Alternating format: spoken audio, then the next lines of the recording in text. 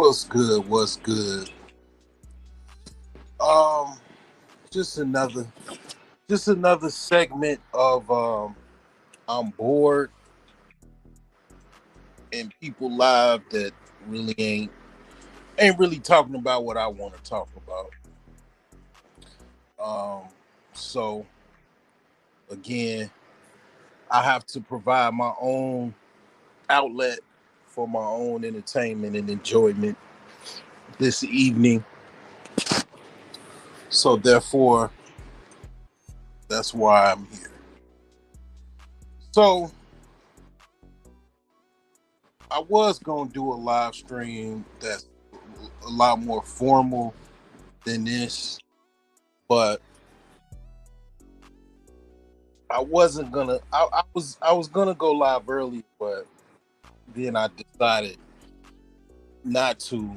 Then I every now and again, like it's like okay, it's a situation where it's just ain't nobody really, what I'm saying, live. Like a lot of times I think people on Sundays they take a break, or maybe I don't know, maybe when I go live that'll spark some people to go live. Okay. Either way, it's just I do this because um it ain't nobody else, man, really talking about nothing, um sadly there's another rapper that passed away, Jacksonville, Florida area rapper. I think is Fulio is what he's called or whatever. And I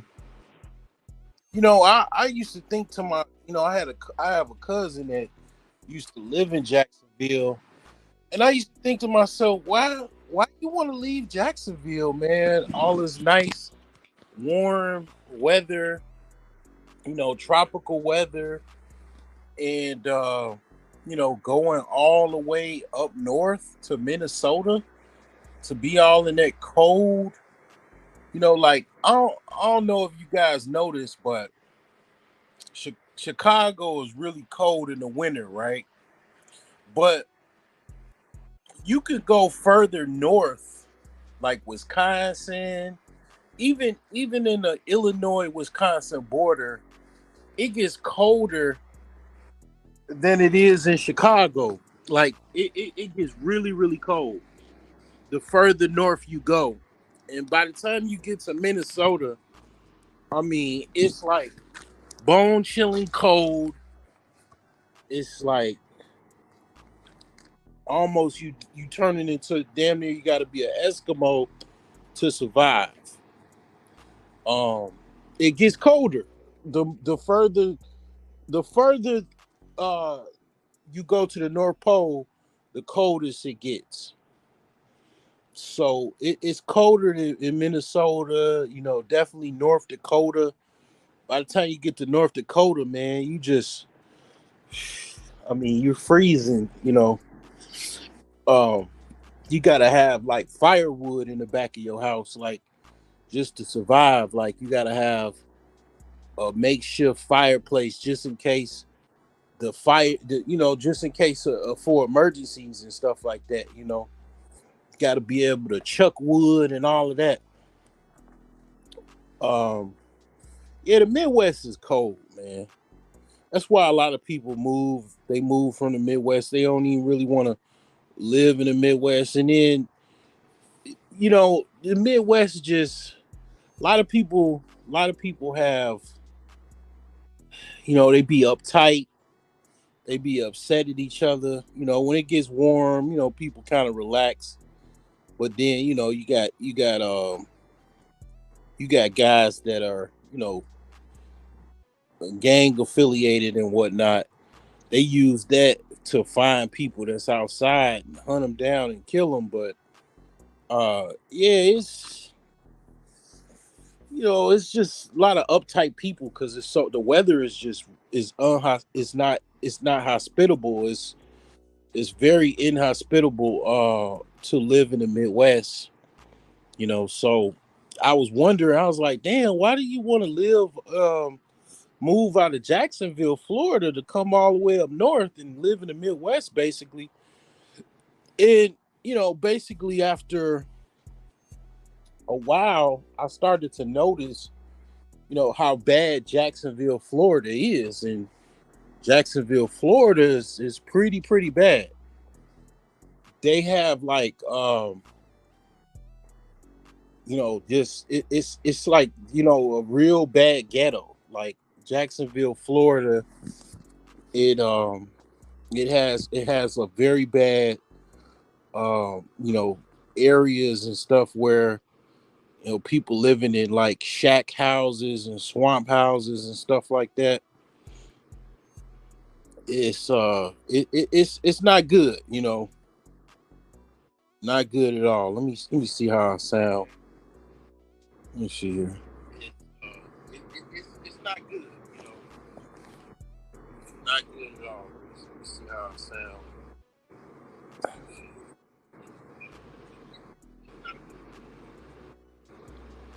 Yeah, yeah. I don't know. My sound it is what it is. Um, but anyway, yeah, it's real rough, man. Trying to survive, man, in Jacksonville. It's a lot of crime, a lot of poverty, a lot of violence, and yeah, it's not really a family oriented environment, and from what I was seeing on Twitter, this rapper, he's talking about, basically other rappers that are dead, and then, basically that had people gunning for him. Now he's dead. Um, it's just sad, you know. One of the things that I have to say is I was thinking about this actual answer or question, and the question is, who are black people's enemies? Like, I mean, if you wanted to doing some investigative work and you wanted to find out who is the enemy of black people, I mean, genuinely, like legitimately, who is the enemy of black people? Okay, in totality, like who is our biggest enemy? And I was thinking about this. Was thinking about this for a while, for about a day or two. I was thinking about it today because I was thinking about, I was considering going live, and at first I'm like, yeah, of course, the white people, the white man, white woman. And then I started to think about it further, and you think about, okay, all of these shootings and stuff like that, in Chicago, even where I'm at in Gary, Indiana, is a lot of shootings, a lot of murders. And I started to think about it. I'm like, well, you know, as far as the first person or whatever, or people that is our enemy, is each other. I mean, like, you got black people gunning for black people, right? You got black people shooting and killing each other, man. My grandfather used to say, black people killing each other so much. The clan is his clan uniform, the hood, the white hood or whatever, is collecting dust because he ain't got to do shit. They used to have, like, the clan used to have to go around and hang, black people on trees, they had to, burn them and all of that type of stuff, almost like they were kind of culling black people, killing them. They ain't even got to do that shit no more. They really literally don't have to do, like, they don't got to do shit, but just like Tupac said, stand back and watch them kill each other. Because that's what niggas is doing. That's what black people are doing. Okay, I do agree, like Chris Rock, there's black people and there's niggas. And the niggas has got to go. And I mean, pretty much that's what happened. You got black people, you got places where black people want to live or are living, and then you got niggas. Then you got black people living around niggas. Then the black people gotta move away from what? Niggas. They gotta go somewhere else. Where do they usually gotta go? They gotta go they gotta go where basically niggas ain't at. That's the same thing that happens in Chicago, Gary, Indiana. You know, they gotta go, they gotta leave. And the niggas can't leave because they don't got no money to leave. That's why my channel, I'm gonna be honest with you. One of the reasons why my channel gets hated on and all of that shit is because niggas is broke. Niggas is the ones that can't lead a hood and all that. They can't get out of their circumstances because they ain't got no money to leave the circumstances. And if they did have the money, they know their behavior will get them fucked up in different locations. Like, for example, the chick that traveled to Dubai, and she is totally fine with, mouthing off to men, and in Dubai, that's a no-no. She got her ass arrested. You think she talk? I'm telling you, like, okay, this chick, I followed this chick on Facebook, and she, basically, she got a little badunka, probably a BBL, but she's basically a trucker, hustler type chick. And basically, she saw some opportunities, and she went to Dubai, and she was raving about Dubai. It's like, oh man, I mean, she permanently moved to Dubai. Like, she was living there. She wasn't at first, she was traveling to Dubai, but no, she was literally living in Dubai, and I think she was driving trucks in Dubai. And when that incident happened and they locked her ass up, she ain't said shit else about no Dubai, and she ain't traveling back to Dubai. She ain't talking about Dubai. That place is probably a nightmare to her. But at first, it was like paradise. But her behavior does not allow her to live in Dubai. That's the same thing with niggas. Niggas can't live in certain places, so they gotta stay where the hell they at because they can't make it outside of other areas. They get themselves in trouble. You know, they get locked up. You know what I'm saying? And then you got black people, and it's like they looking at, they trying to, save the community. People say the community. They trying to help the black people be better. They trying to turn niggas into gods and shit like that. Like, it's a book. It's an actual book. And I read it. It's volume 1 and 2. I think it's a volume 3. It's a book called From Niggas to Gods. It's like at least 2 volumes that I know of. I know I read 2, volume 1 and 2. I mean, they trying to basically convert niggas into black people. It's like, they trying to, I mean, basically that's what the Nation of Islam is. The Nation of Islam is a nigger conversion factory. It's trying to turn niggas back to basically the black people, you know what I'm saying, and achieve some type of higher echelon in life.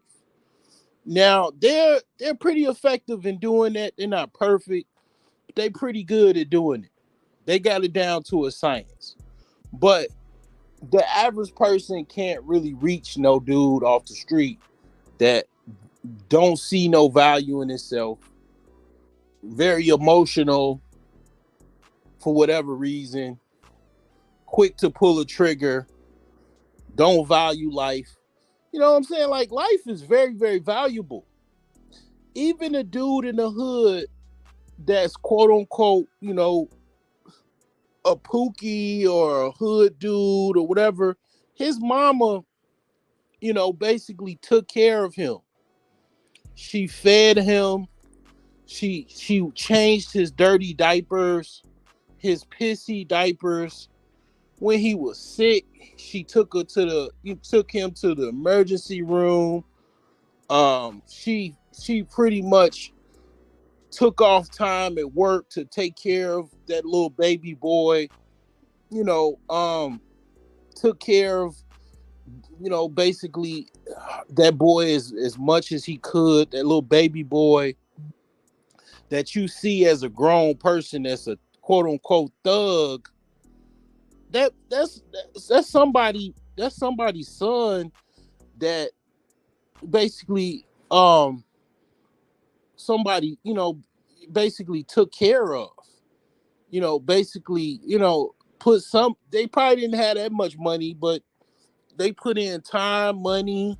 They bought clothes for them little boys, to grow up and then, be, what I'm saying, killing and shooting and selling all kind of stuff that's, basically poison, and then going to jail or getting killed. And then, they even a lot of them mothers, they put up whatever they can to get they son out of jail or try to get them a best lawyer.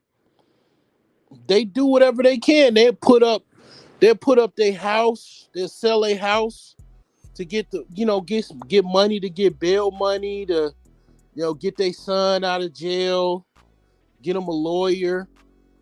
I mean, these people have mothers. Like, these men, that quote unquote, are the ill of society, that make the hood a dangerous place. Tommy Sotomayor calls them ED 209s. Okay, ED 209s. It stands for Ebony Destroyer 209, and his predecessor, the woman, um, and these are the women. You could see them coming. You could, the way that the women dress and the way they look, they know what they're dressing for. They know what, the style of their hair. They're dressing for, men that are, basically ED 209s. You got the BT 1000 and the ED 209. They are, basically a couple. In the black, the BT 1000 is for, it stands for Black Terminatrix 1000. So I mean, every black person know, non-black person, whatever, they know. Okay, they may call them something different, but they know the woman that likes, basically the thug. She dresses like the thug, as far as what she wants to, style herself to basically get hood dudes. Basically the sexy red types. The colored hair, the wigs, all of that is hood uniforms to impress hood dudes. That's why black men that, suited and booted are, basically professional men. They talking about, we don't like that type of outfit, or that type of uniform, basically. But that uniform that, women wear, they don't care, because they're not looking for men like that. They're not looking for suited and booted professional men, they're looking for thugs. They're looking for the ED209s. You know, that they're looking to couple up with these men that are on, basically, they don't know when their next birthday is coming.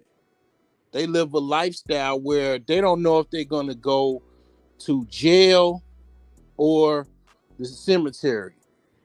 You know, they're on the edge. They have sex like they're on the edge because they're on demon time. They don't know if they coming or going.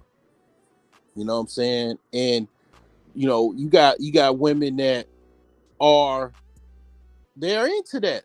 They like that type of lifestyle. I was listening to Pandora earlier. I was driving, and this chick was like, basically, I think this is a hit song. She was like, basically, she wants a time machine. I don't know who sung this, but it's basically called Time Machine. She's basically saying she messed up. She got a bad boy, and if she had a time machine, she would do it all over again and get with the same dude. I mean, I had to turn that shit. I had to skip that song. I mean, that was, stupid. But it just goes to show how foolish a lot of these women are. But you have, and I had an argument. Not so, yeah, you could say it's an argument. I argued up and down that these women don't like these men. Not all of these women like these men or whatever. And I still think it is a certain percentage of women that don't really deal with men like that. But I have to say that a lot of them do, and it's not even women that live in the hood. Like a chick that lives in the hood, right? That even grew up in the hood, I don't have any problems with her dating a hood dude. That's her environment. That is somebody from her environment that she's dating, because most people date off of proximity. The hilariousness or the tripped out thing about this concept is a lot of women that are not even they don't even live in the hood and never even lived in the hood. They are dating, trying to date men that's from the hood. That is the tripped out thing about what is kind of tripped out about how a lot of black women date. They date they date down as far as who they have fun with and all of that. Um, and then they got to deal with the consequences of that. Now you're a single mom and all of that. But the thing is that they're not proud of who they're dating. That's why, okay, that's why you can go on any woman's Instagram or Facebook, and they got their kids on there, and they don't have no dude on there. They don't show the dude that they had kids with because they're not proud of them. Because basically they got somebody, basically they was having fun with, and they got pregnant, and they might have double back, triple back, had more kids, whatever, but they never show the man that they're with because they're not proud of them. All of it is basically based off of that. They're not proud of who they got pregnant by. Because if you're proud of who you got pregnant by, you proud of your woman, you proud of your man, you're gonna show them. You're gonna show them every chance you damn near can get. You know, but if you're not doing that, then that means that you're obviously not proud of who you are with or have been with and had children with, obviously. So yeah, I mean, I'll say this. That's why the hood is the way it is. The ED209s and the BT1000s. Shoot them up, kill them up, bang bang. That's what you see in the music. Okay, that's what you see um in the culture of rap music. The I'm smoking on my ops, you know, um my op got killed this way, he got shot this way, and I'm gonna shoot some more ops. That's where this stuff is coming from, man. It's basically these basically killers, proficient killers, non-proficient killers. Basically the ED-209 and the BT-1000, that's from the movie RoboCop. They were robots that basically were they were designed to kill, and it's like, basically that's where that came from. That's where that concept with basically Tommy Sotomayor. I mean, people absolutely hated. They absolutely, man, they couldn't stand Tommy for basically calling out these, basically dudes and calling them ED-209s and BT-1000s, because it's like, a lot of people don't like to talk about the dirty laundry that black people have, and our, white people have dirty laundry, the trailer trash, all of that. Our trailer trash is, basically project hood dudes and hood chicks. That's our trailer trash, and yeah, black people don't like to talk about that. And I'm gonna tell you why black people don't really like to talk about that, or they don't like other people to talk about it. This is why. White people can, they can admonish trailer park trash and rednecks and all of that type of stuff. The reason being is it's jokes and everything, because white people have a consolidation of people that are not trailer trash and that are not rednecks. Well, black people have the extreme opposite. We have more um basically project niggas and project bitches than there are wealthy black women and wealthy black men. It's more trailer, or basically black, quote unquote trash, than they are wealthy, rich, or upstanding black people. That's why you drive around a lot of different places where black people live, and it's the hood. You see garbage on the street, you see abandoned houses, abandoned cars, you see people walking, you see old men that look like they're looking for a hit of crack, riding bikes. Okay, you see, basically Arabs, Pakistanis, Indians with gas stations and corner stores that obviously don't even live in the neighborhood. They just, also restaurants, and they don't even live in the neighborhood. They basically close up. They close up shop at about, basically when the sun go down, and then they're living somewhere else. They're basically making money off of the people, and then, basically once they close up shop, they going home to live outside of that area. And on top of that, because they know they dealing with dangerous people, they have basically bulletproof glass that could take about a round or two, of a bullet, so they, so they can call the police or go get their weapons or whatever the case may be, because they know it's basically dealing with dangerous people that will probably blow their brains out. So, I mean, it's like they gotta conduct business around bulletproof glass. What's going on, man? You said two. What is two? What do you mean by two?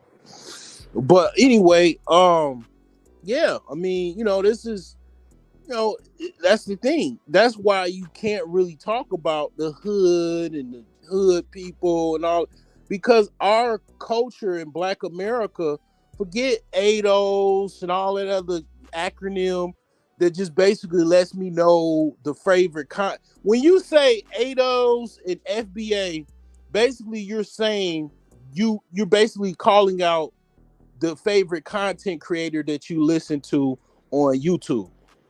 If you say FBA, you're basically a Tariq Nasheed fan. If you say ADOS, you are a Vet, a Cornell, and Tone Talks fan. Okay, I mean basically that's all I hear when I hear those things. The thing is this: the reason why all of this stuff and all of this talk is very volatile and Black people don't really want to hear about it is because again we don't we that is our predominant class. We have, well, I mean, white people do have more poor people. They do have a lot of poor people as well. But they have a lot of rich people to consolidate amongst themselves to separate from, the poor, their poorer class of people. Black people don't have that reality. Black people pretty much have a very small percentage of upper class individuals. It's more the poor class or lower classes is the predominant culture. It makes up the predominance of the culture and just basically the everyday life experience in America is someone of a lower class. So um there's no is very minimal or slim to no class separation, and it's like, basically it's because basically it's kind of a spinning spiral. The reason why that is, um every let's just say non-blacks, right? Let's just say non-blacks. Let's talk about Asians, whites. their their concern and focus primarily is power and capitalism. Black people have a problem with power and capitalism. Yet they all, and then the conversation. What do black people always talk about? What do you get around black people? What do they talk about? Their job. I need to go to coding class to get a job. Not to get a job to start a business, to start a private practice, to go on my own, to start my own IT firm. No, so I can go get a job and be a job, just go be a slave, basically. An abid. In Arabic, slave is abid. That's what slave. So if you ever go around some Arabs and then they start laughing and say abid, they really making fun of you. They calling you worse than a nigga. They calling you a slave. Because the Arabs, they taught white people how to enslave niggas. They wrote the manual, the blueprint, the manuscript on how to enslave Africans. I know you don't like to be called that, but yeah, they did it. They did it a long time, and they still doing that shit. You know. He said, "Oh yeah, it's a two inch thick or two pieces of 1 inch plexiglass. Those are the shops you don't want to go to." Yeah, yeah, it's more about leverage. Yeah, I mean, basically, it was a dude got murdered at the gas station right down the street a couple weeks ago. Some 21-year-old guy. They caught him at about 1 in the morning. They shot him, and that was that. I mean, like, they man, and Gary, man, they shoot your ass. They shoot each other like rats and roaches, man. And Gary, like a year ago or 2 years ago, they shot a goddamn congressman or something, I want to say, basically a city official, and I heard something that he was involved in. He was on some wire shit. He was involved in the packs. He was in the pack game. What I mean by pack game, like basically drug packs. He was moving drug packs or whatever. He was involved in that. But yeah, I mean, that's the thing. Like the reason why a lot of times the reason why black men, even women, sell drugs is because in the hood it's no jobs, because ain't nobody, it's not conducive to business. One, and it even because black people hate each other. Like I said, it's this spiral, it's this downward spiral. It's just like this endless spiral. Black people hate each other so much. You start a business, they don't want to support you. They don't like supporting black people. You know, so then they go to support other people that don't live in their community because they don't practice what did I say earlier? Capitalism in power. They don't power, like non-blacks know about the power of capitalism and power. They use that very well. Basically, one of the biggest power that white people have is, and others have as well. It starts with a U. The letter, the word is unity. I mean, like literally, like I mean, unity is their biggest fucking power. Like it's other powers that they have, but their biggest power is that they're unified. No matter all that bullshit that they have problems with, they're unified. And they're unified against your stupid ass, which you're not unified. You all over the place. You're FBA, you're ADOS, you're this, you're that, you're that.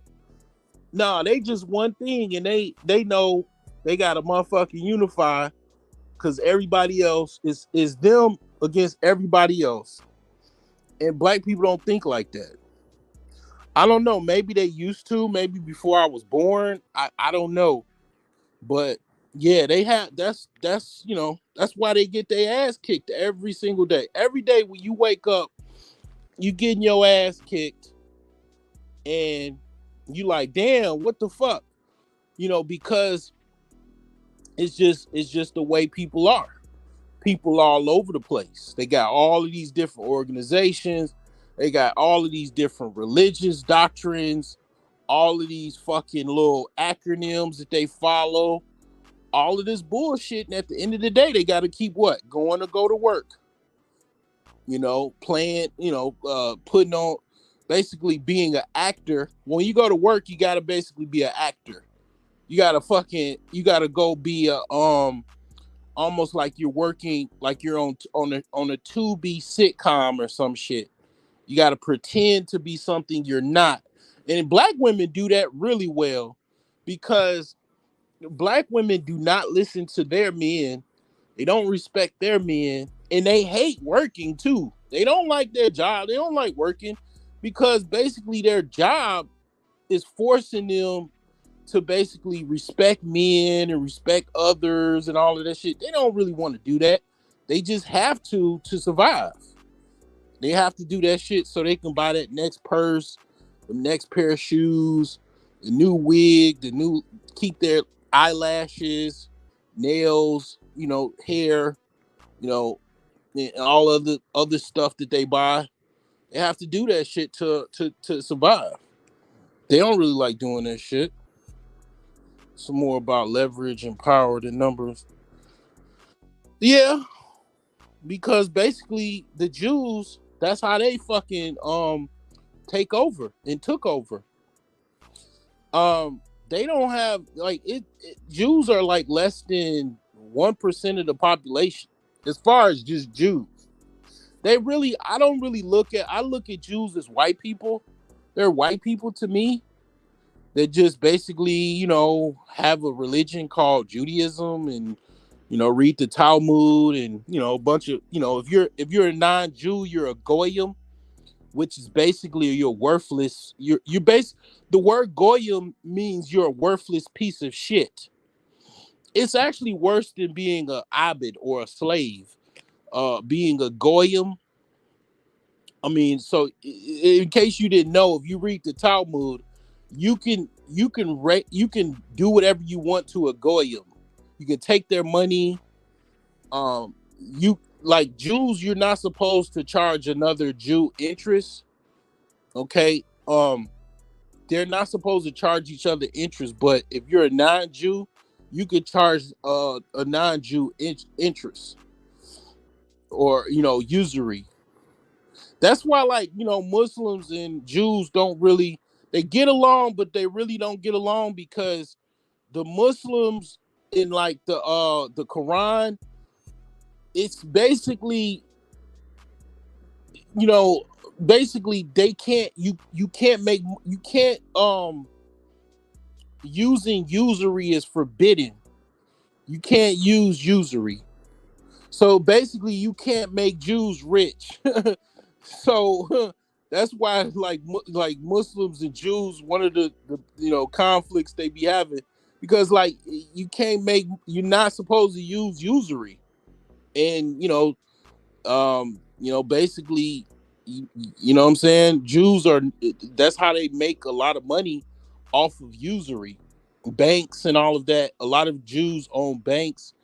They own they in the man. They pretty much damn near run a lot of the world. I'd have to say, the Federal Reserve, the World Banks, international banks, central banks.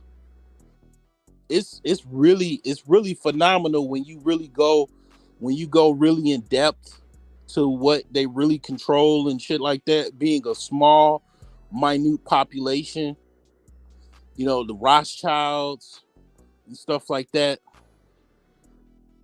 Zionists, yeah, it is, that is true.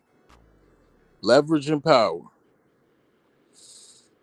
Yeah, jobs are easy. I mean, you basically, a job is like,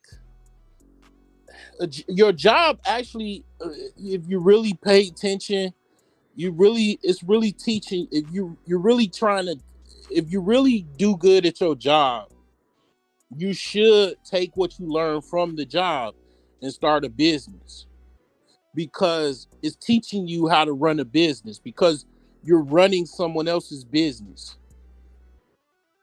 But what makes business harder than a job is you're working more, and it's no guarantee that you're going to get paid. That little check that they give you, or some people call it a bribe, to take you away from your dreams and goals and ambitions, or even your opportunity to start your own business.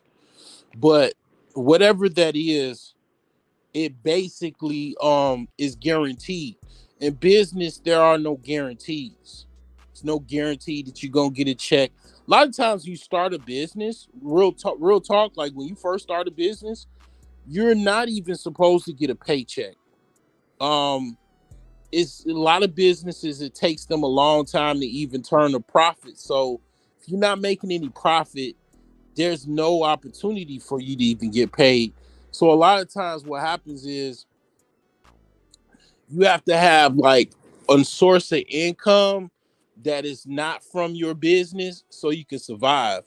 A lot of businesses, they have like a job. They work part-time, or they work, you know, on the, basically outside of their business to make some money so they can pay their bills and everything. And then after their business starts to make a little bit of money, a lot more money or whatever, they pay themselves some type of compensation. They give themselves some type of salary, or wage. But you gotta think about it. If you started from zero, and you're not gonna have enough money to even pay any employees at first, So that means you're gonna have to do a lot of the tasks and the daily tasks of your business. And then after a while, so what the goal is you're not supposed to take any of the money from the business, and you're supposed to basically reinvest everything you make to operate the business. And then after a while, after you start to save that money, you build up leverage. So then now you can pay employees. Then now the secondary goal is you can possibly pay yourself as well. And then the third goal is you're making some type of profit. And then in essence you're getting rich. So but that's very, very difficult. Business is very, very extremely difficult, especially when you don't have capital. Okay, it's extremely difficult. And then being black in America, having a business is challenging because you're dealing with people that know the game and your own people that don't know the game. Meaning your own black people, your own, your number one enemy doesn't support you. You know, your own people that's supposed to be your enemy and supposed to be your friend, but really is not your friend because black people hate each other. They don't like to support each other. They got all kind of excuses on why they don't support each other, and the same hate, the reason why black people don't get along with each other. They don't have, that's where the whole um gender war and all of that shit. It's just basically, people don't like each other. At the end of the day, the men don't like each other either. I don't get no support. These niggas don't like me. I just don't really, I don't care. I don't really, I'm not here for people to like me. You know what I'm saying? I mean, I would like to be liked, it's in my best interest for me to be liked, but I don't get no support. I don't get a red cent from none of these Negroes. I mean, it's some people that have supported me, and I'm grateful for it. It's people that bought my book. I mean, you know what I'm saying? It's a couple cats, man, that is definitely supported me, But yeah, these cats, man, they real hateful, you know. They don't support nobody, man. These cats, man, are, these people are crazy, man. People need a damn, need to smoke some weed or do some hard. They need to take some pills. They crazy and nuts. A lot of these guys are nuts out their fucking mind, and they real vengeful, hateful, cliquish, and all of that type of shit. If you ain't in the clique or if you're not in the ass kissing club, you know, you know what I'm saying. You don't get a shout out. You don't get a share. You don't get a like. All that bullshit.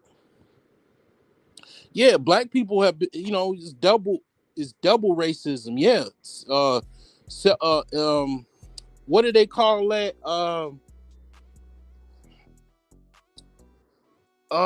Internal racism. Yeah, black people have the. Oh my god. Oh hell no. I gotta wait. Hold on. This is some deep shit right here.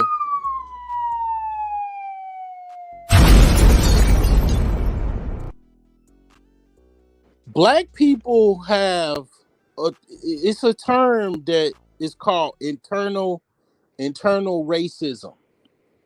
Black people actually have the most hardcore. Message.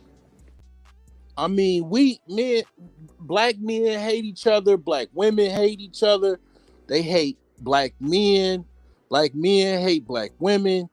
I mean, this shit go back to like Africa, go back to slavery, definitely. I mean, it's the basically the Willie Lynch letter type shit. Like it's literally this been going on before I was born. You know, man, black people been hating each other. Like seriously hating each other. Now don't get me wrong, every race has internal racism, but black people have it really, really, really, really solidified. And I think it's basically because it just goes back to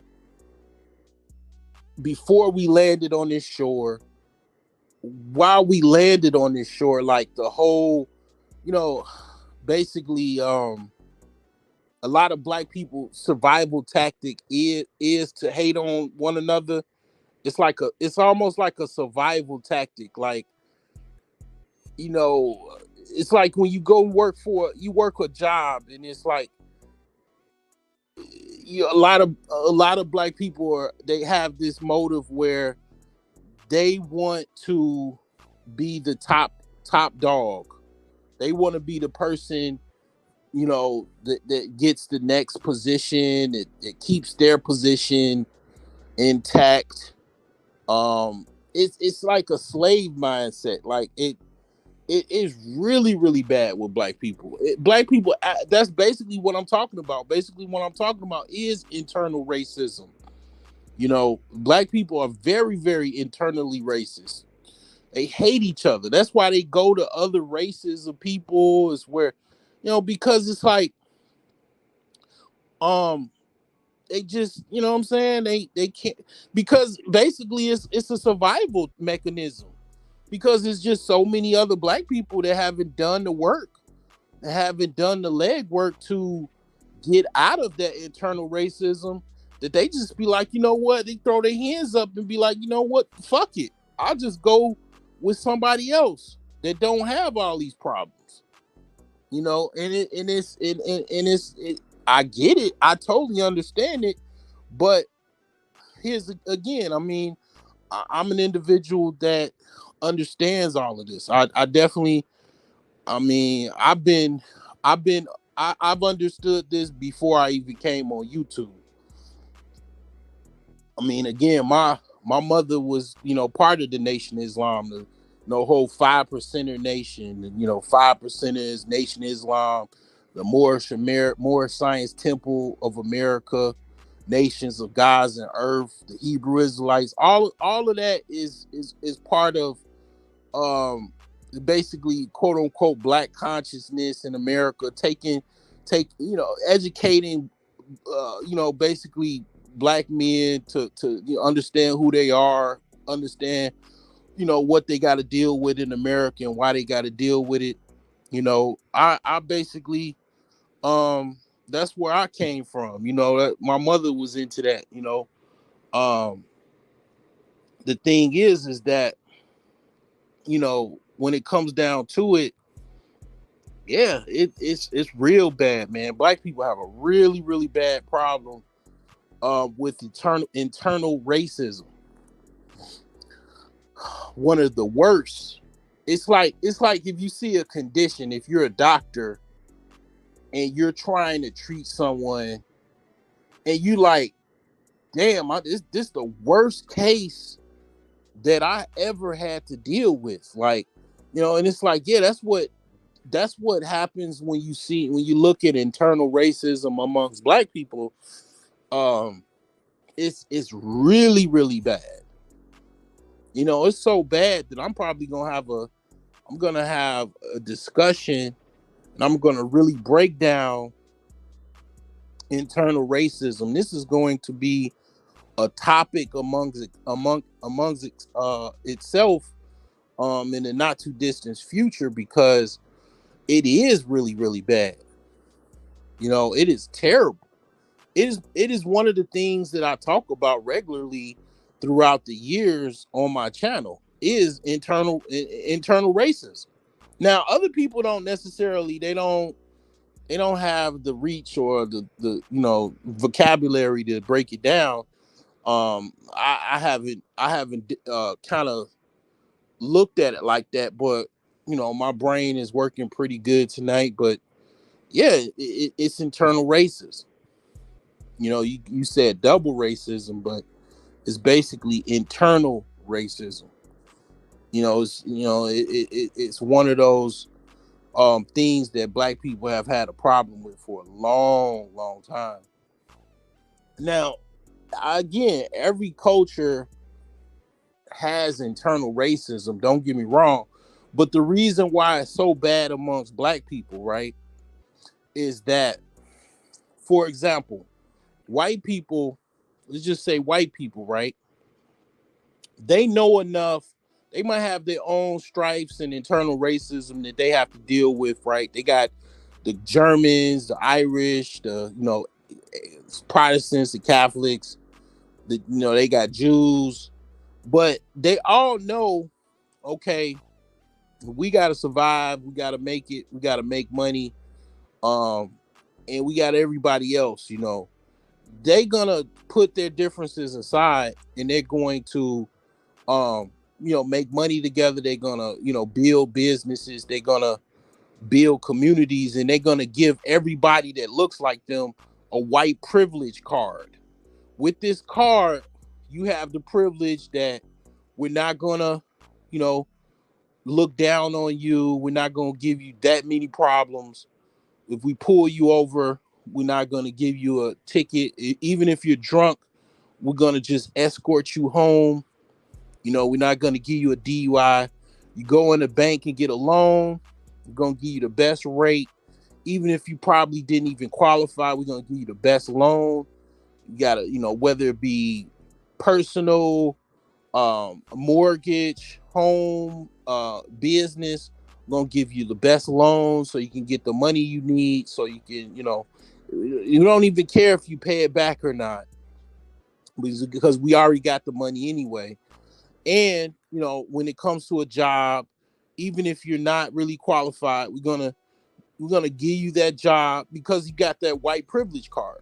Okay, with that white privilege card that's given to you pretty much from birth, we're going to that with that card, you can do as best as you can, and as much as you can. With that card, you show up in court. You won't you're gonna get a light sentence, if not sentenced at all. You're gonna probably get probation. While other people that don't have that white privilege card, they're going to get 5 to 10. We'll give you probation at most. If not, throw the whole case out with that white privilege card. So where's the black privilege card? Okay. um that black privilege card, what do you get with that? Okay, it's no privilege. You get what I'm saying? White people give each other privilege, black people don't.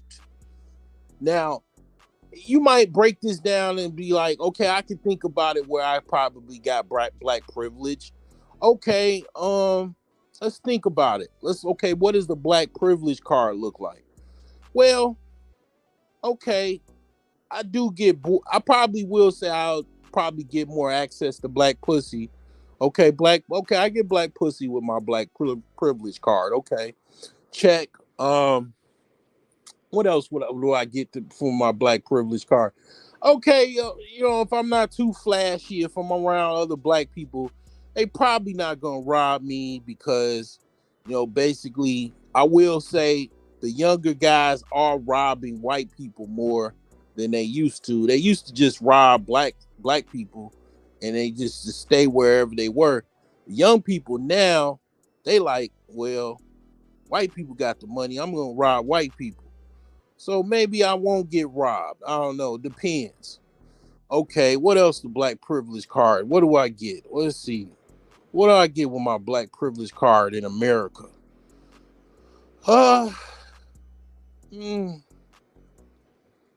damn, man. I don't really get that many benefits with my black privilege card versus if, versus a white privilege card. You damn near get everything. Black privilege. This black privilege card.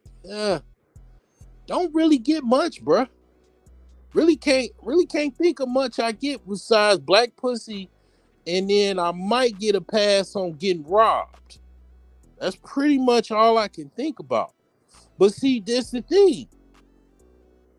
You know, um, it goes back to we don't have that same type of system. We do, but we don't give ourselves each other the privilege like that, because we have internal racism, and we also have other problems that make it difficult for us to compete.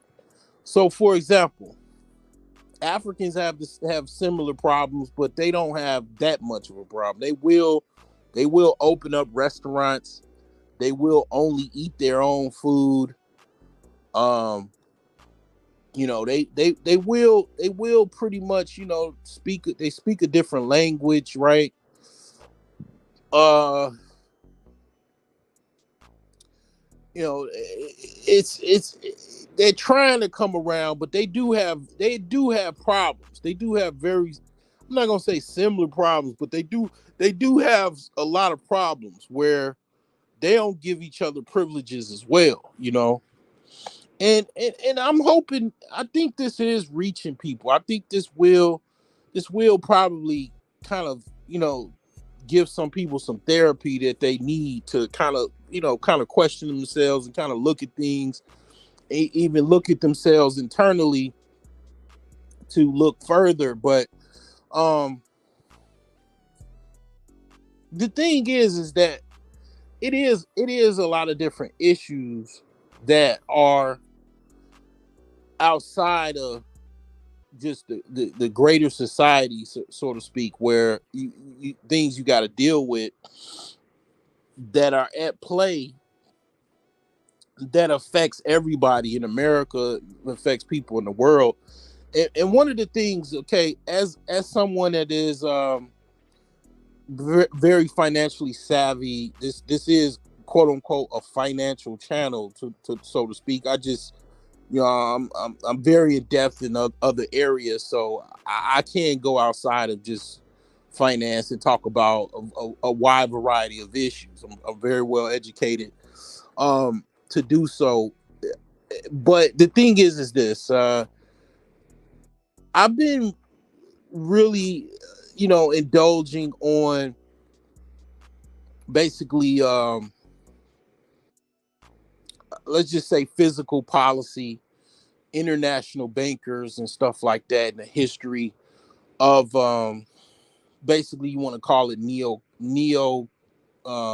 economics, neoclassical economics. Basically, economics in the last 500 years, going back to Europe and Europe to America, and basically, and it's been very interesting to see how it's been a battle, with the Rothschilds and the, international bankers having control over national currency and stuff like that. So it's been really interesting to, say the least, as far as, what the culmination of things is, what you have now with, basically war in Ukraine, and basically NATO and Russia, um, basically, at the brink of, possibly even nuclear war. When you have basically, basically what I'm trying to tell you is, the last 500 years there's been a battle of the bankers. A lot of this is, it's like hidden, or basically behind a lot of this is it, basically international banking, and actually bankers, ruling elites, rich elites that are funding these wars and keeping people in a state of constant war. You know, and it's been quite interesting to, say the least, as far as, the research that I've been, kind of researching. I knew about this, but I really been, last, several months, I've been, kind of reading certain things, um, reading certain books and stuff like that, such as, what is that book that I read? It was, let me see here. Last one was, let's see here.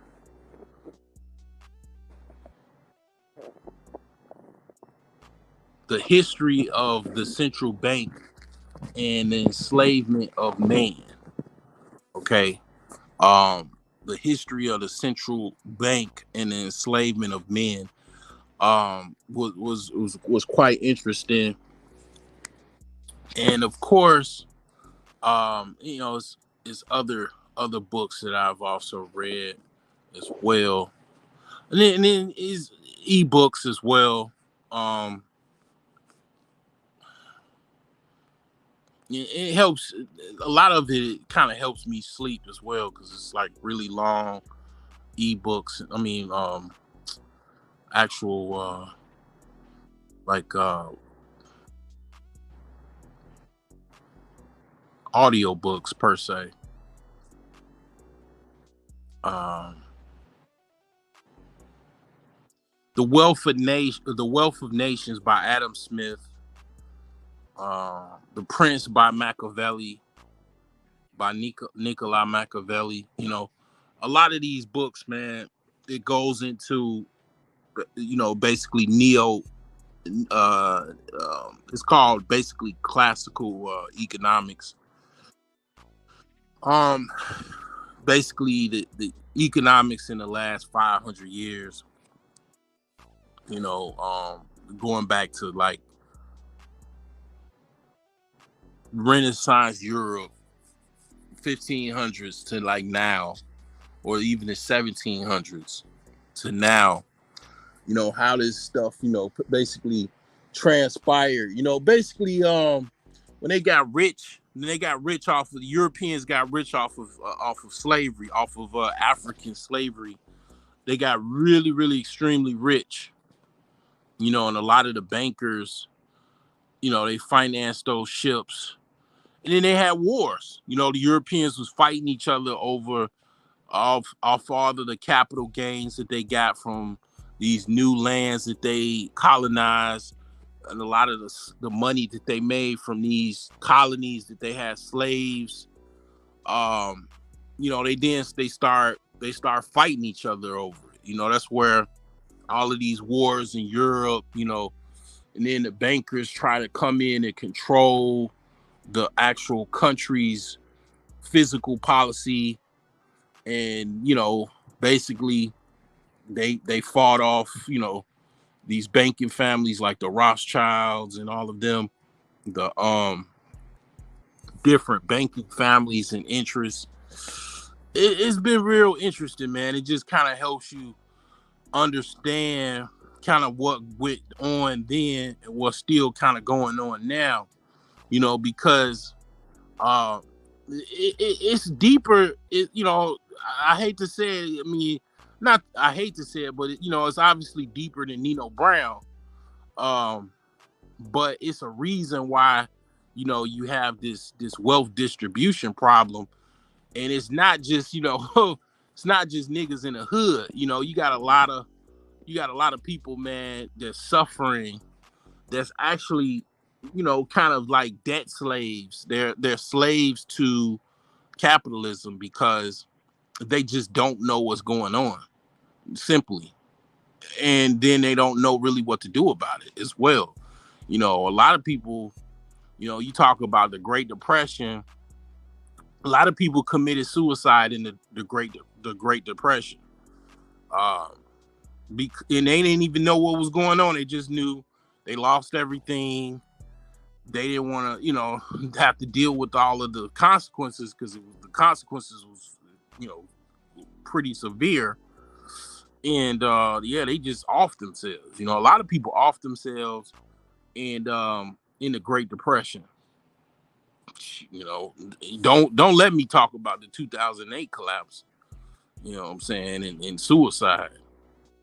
Uh, he said, "I'm starting to think we need the constant, or we need the constant, or we will go down the path of hedonism and death." What do you mean about we need the constant? What do you mean by constant? What constant do you think we need? Like, um, the here's the thing as well that is kind of interesting about the audio book that I read about or I listened to regarding the central banks. Another thing is a lot of these central banks you know having physical control of physical policy of nations to start recessions, create recessions, depressions, finance wars, and all of this. Um, it also has something to do with birth rates. They were talking about birth rates where that these things are affecting birth rates because again, if money supply or I've said this time and time again, in prosperous times, women feel more comfortable having babies. You know, who was I listening to? And they was like, they was fucking. They started fucking. Like I was listening to Citizen Lou. He was talking about how, the baby boomers, actually the silent generation came back from World War II, and then they got funding, GI bills and housing loans and stuff like that. And they started fucking, well, when it's times where housing is an issue, money is an issue, people don't really feel, like they want to fuck like that. Like I still, I hustle, man. I do DoorDash. Ain't no shame in my game. Um, I'm actually kind of making a little money doing that.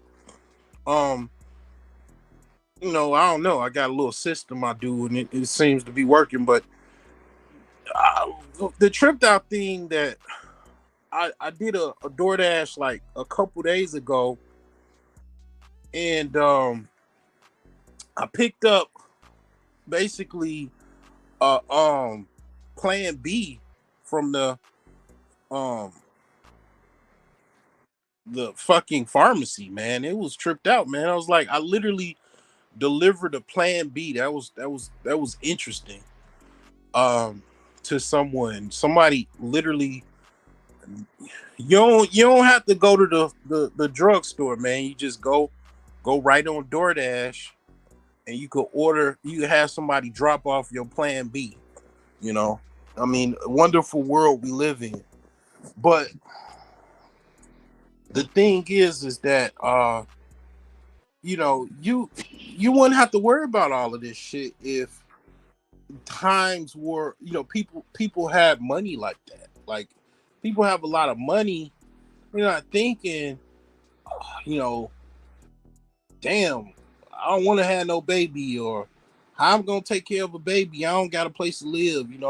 All of these things, man, is related to how much control is basically being administered. Because see, one of the reasons I talk about wealth distribution and all of that.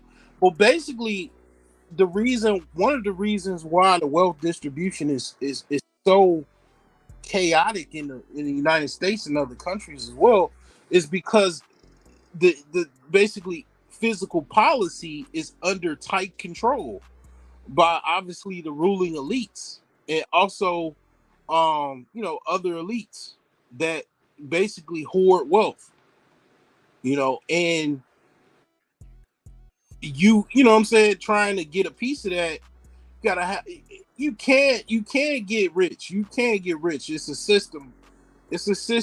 I call it momentum. It's a system of momentum that you can't use. It's just very difficult. And I'm gonna get to that. I'm gonna get to why that's difficult and what you gotta do, and what problems I'm having with it. But you can't get rich.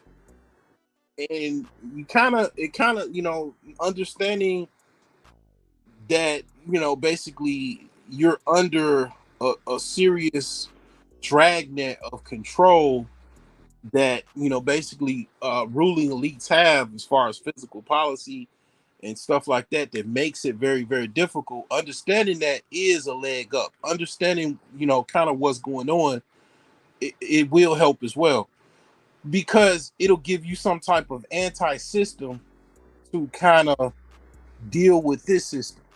Now, you said basically you meant wars, constant wars.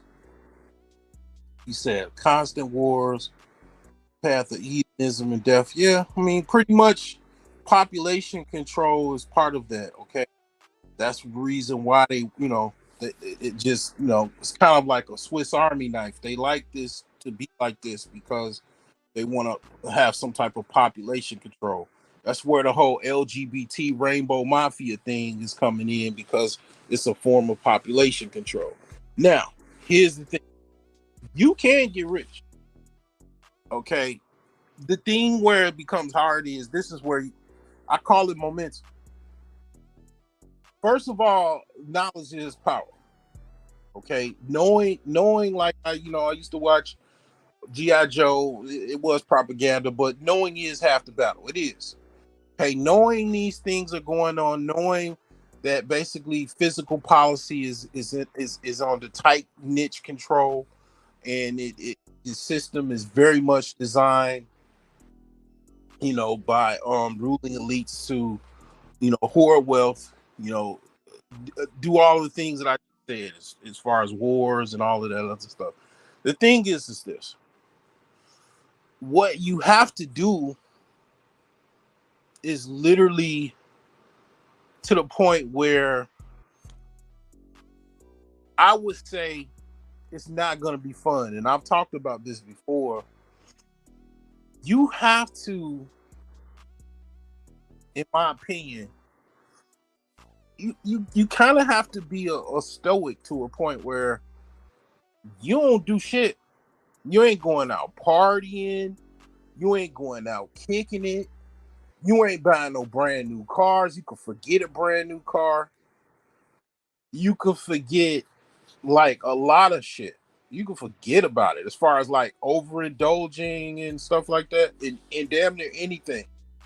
Um, you can forget about it. You literally start with a fucking dollar. I find I got it's a hundred envelope challenge that I've been doing. It's highly effective. Start off with a dollar, then you got $2, then you go to 3, 4, 5, 6, 7, 8, 9, 10. It's a lot more easier than doing my millionaire savings plan. It's like that will get you to start saving money immediately.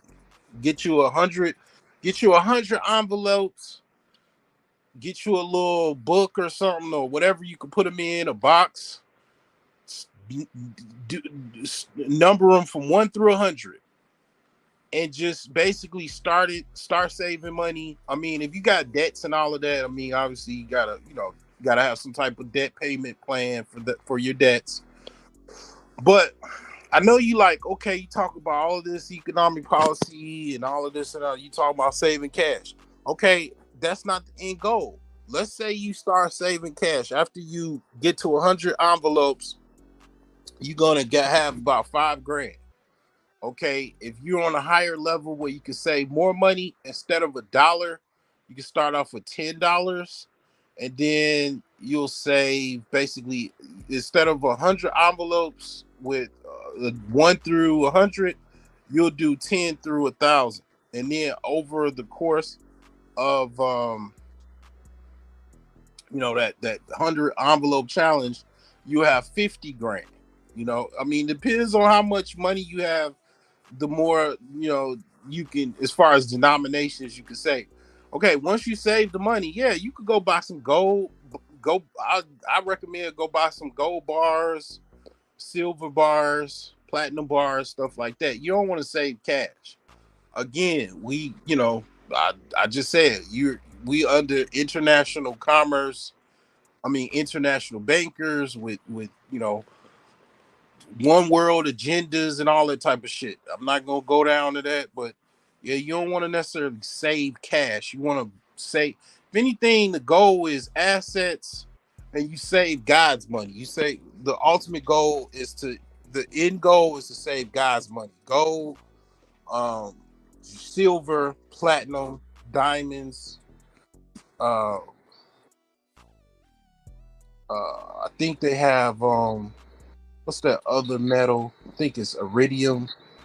Uh, um, basically gold is fine, and platinum if you want to get fancy. But the thing is this: you gotta start saving money so you can basically kind of fight this shit. Because if you're not saving, you're spending, and you won't have any money to kind of deal with this system. Like a lot of people, the way they deal with this system is they pretend everything is fine. Um, that's not a good strategy. Everything is definitely not fine. Okay, I don't have to be the first person to tell you that. You should already know that everything is definitely not fine. So you knowing that everything is not fine, now you need to do something about it.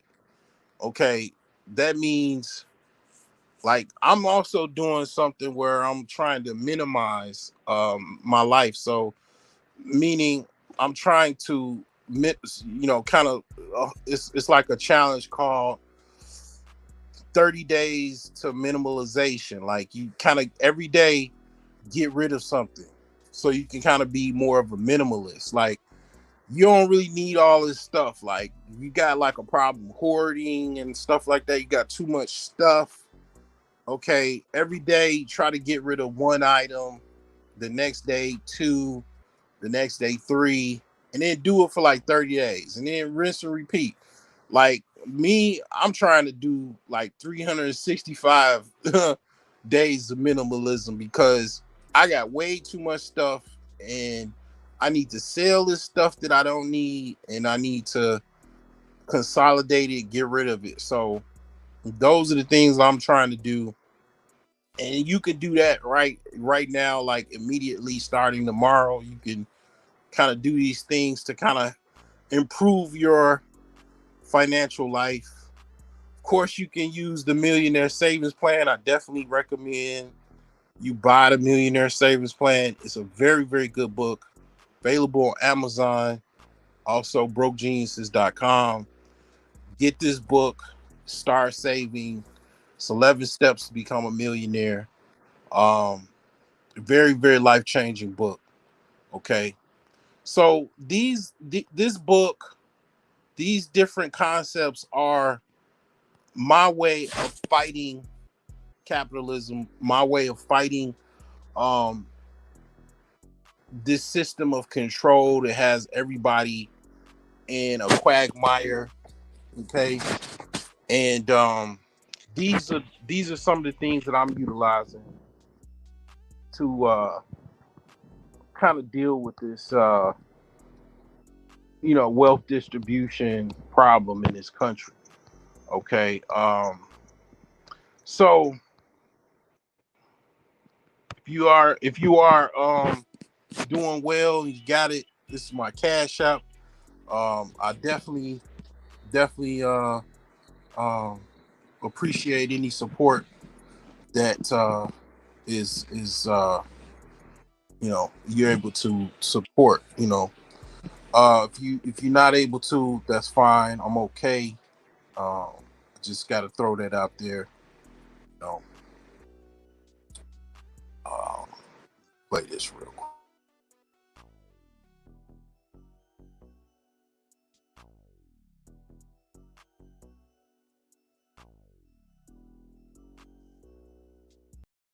They're about to cry. I'm broke. I'm really a broke nigga, yo. I'm really a broke nigga. I'm really a broke nigga.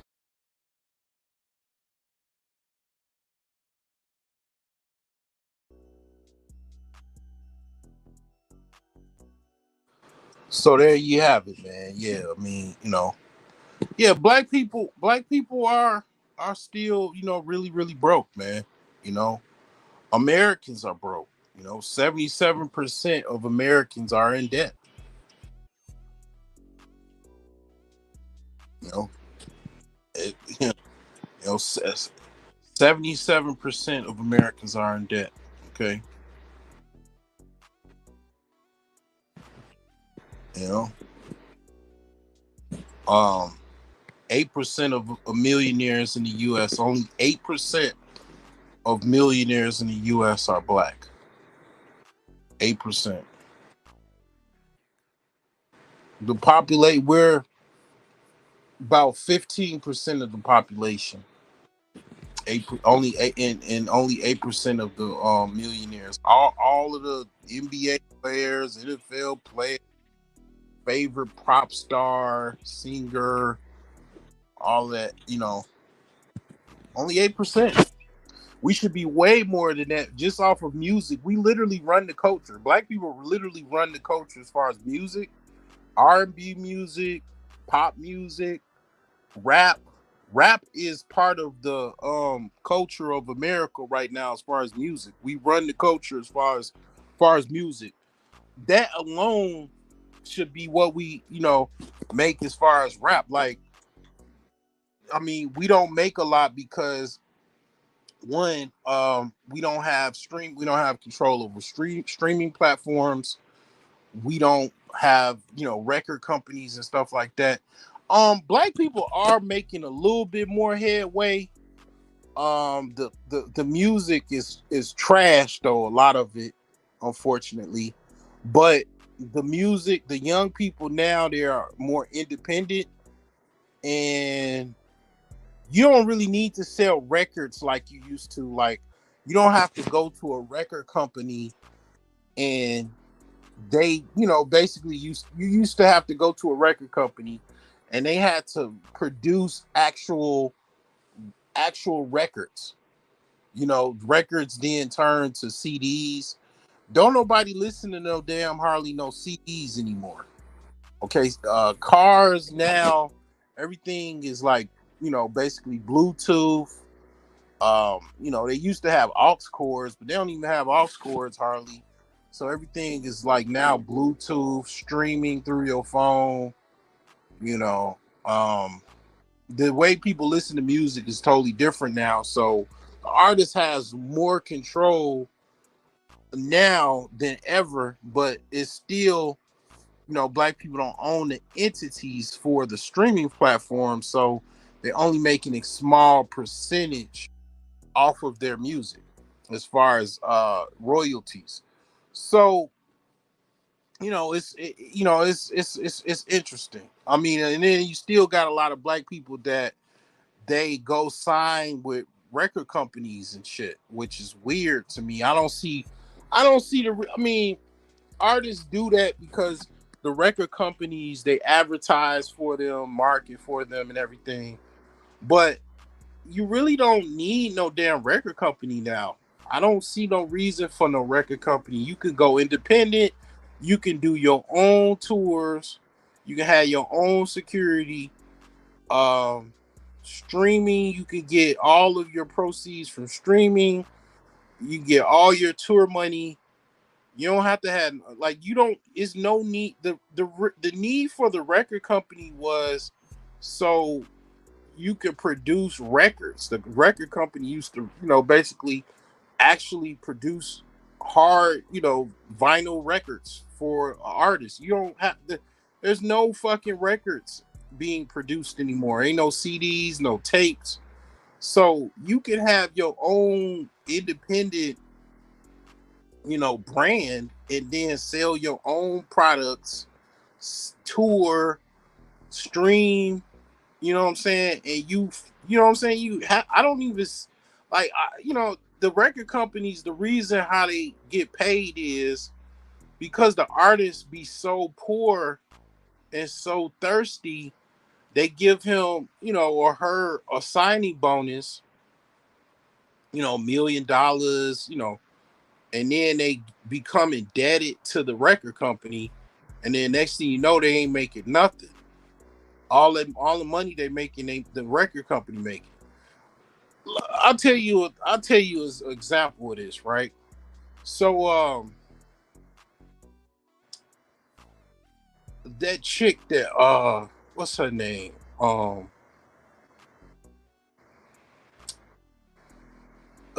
What's that chick name? Now I gotta go look for it.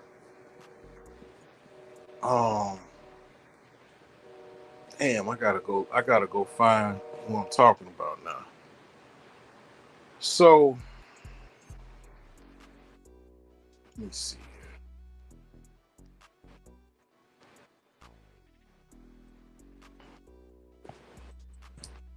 Let's see. Oh man, I know it's on the tip of my tongue, but I can't recall. Uh, what's the name of that chick? Yeah, let me see here. I'm gonna get it real quick. Um, uh, what's her?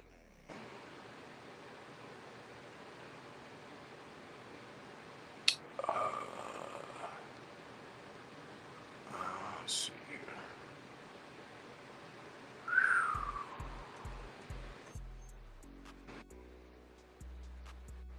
Summer Walker. So Summer Walker,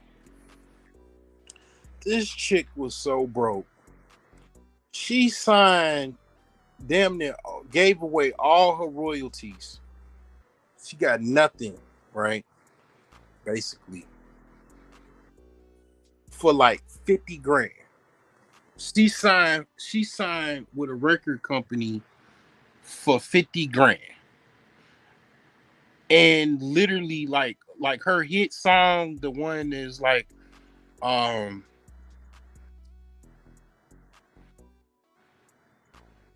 whatever that first song, that first single that she had Drake on it, you know, I forgot the name of it, but if you know Summer Walker, you know her hit songs or whatever. She didn't get hardly any royalties from that because she gave all of her royalties away for a sign-on bonus for like $50,000. So it's like, shit like that, man. It's just, and I mean that's what they designed for. They're predatory, that's how they're designed. But the thing is that it's just stuff like that. That's why black people don't make no money off of shit. It's why that number is so low as far as millionaires. You know, 8% should be a lot higher than that. Should be a lot higher than 8%.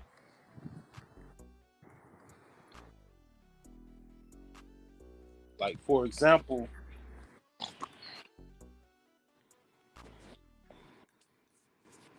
let me see what the percentage of Asians. Um,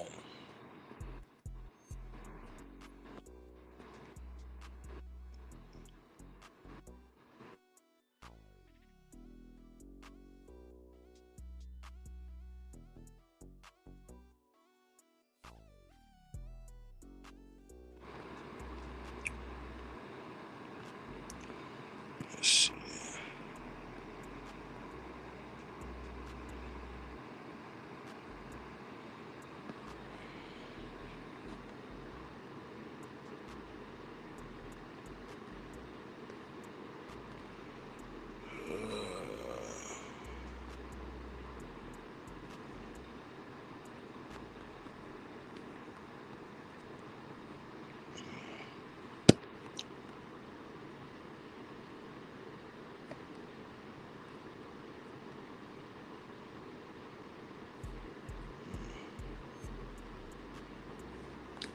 Let me see.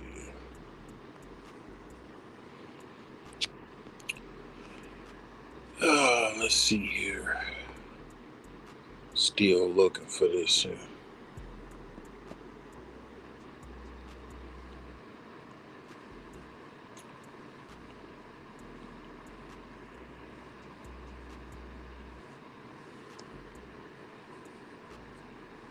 So have a population of like 2% or 3%, right?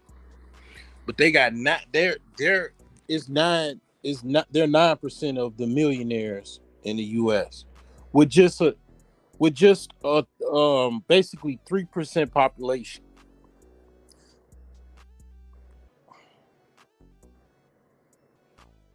They got basically a percentage point higher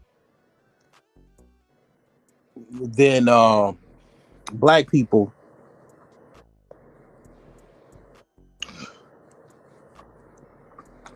And black people have nearly 5 times the population of Asians in the United States.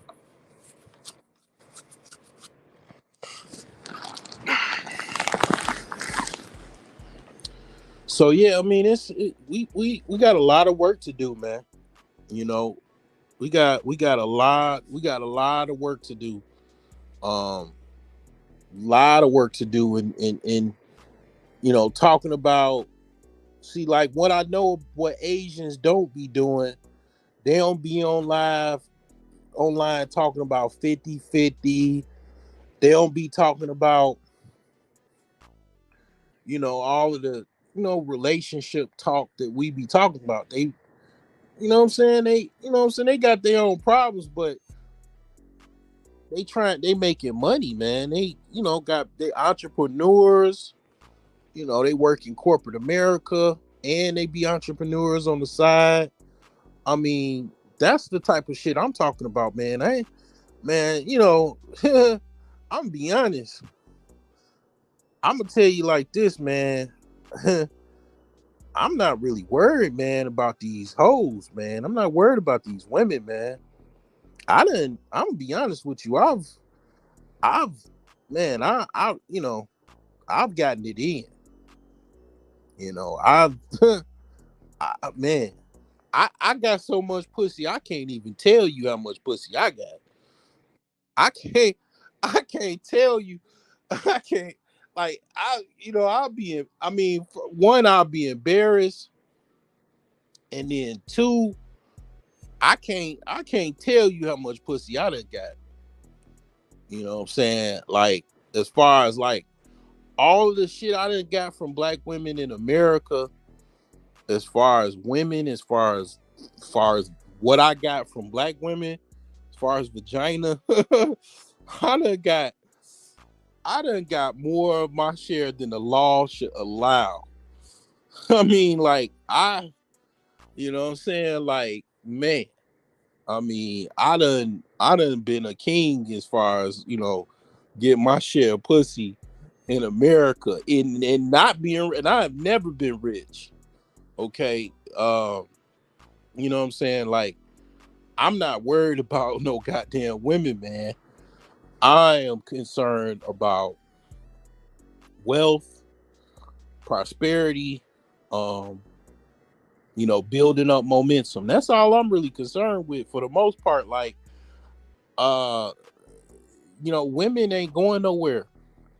You know, I'm not saying I'm trying to build up all my money and then get rich and then, have a be a trick. No, that's not what I'm saying. No, no, no.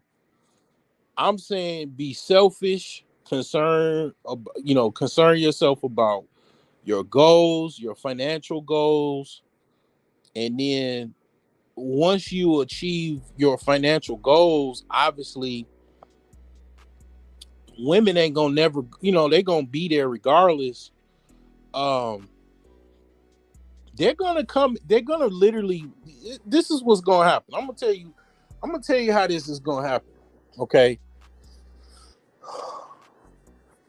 You gonna live your life, right?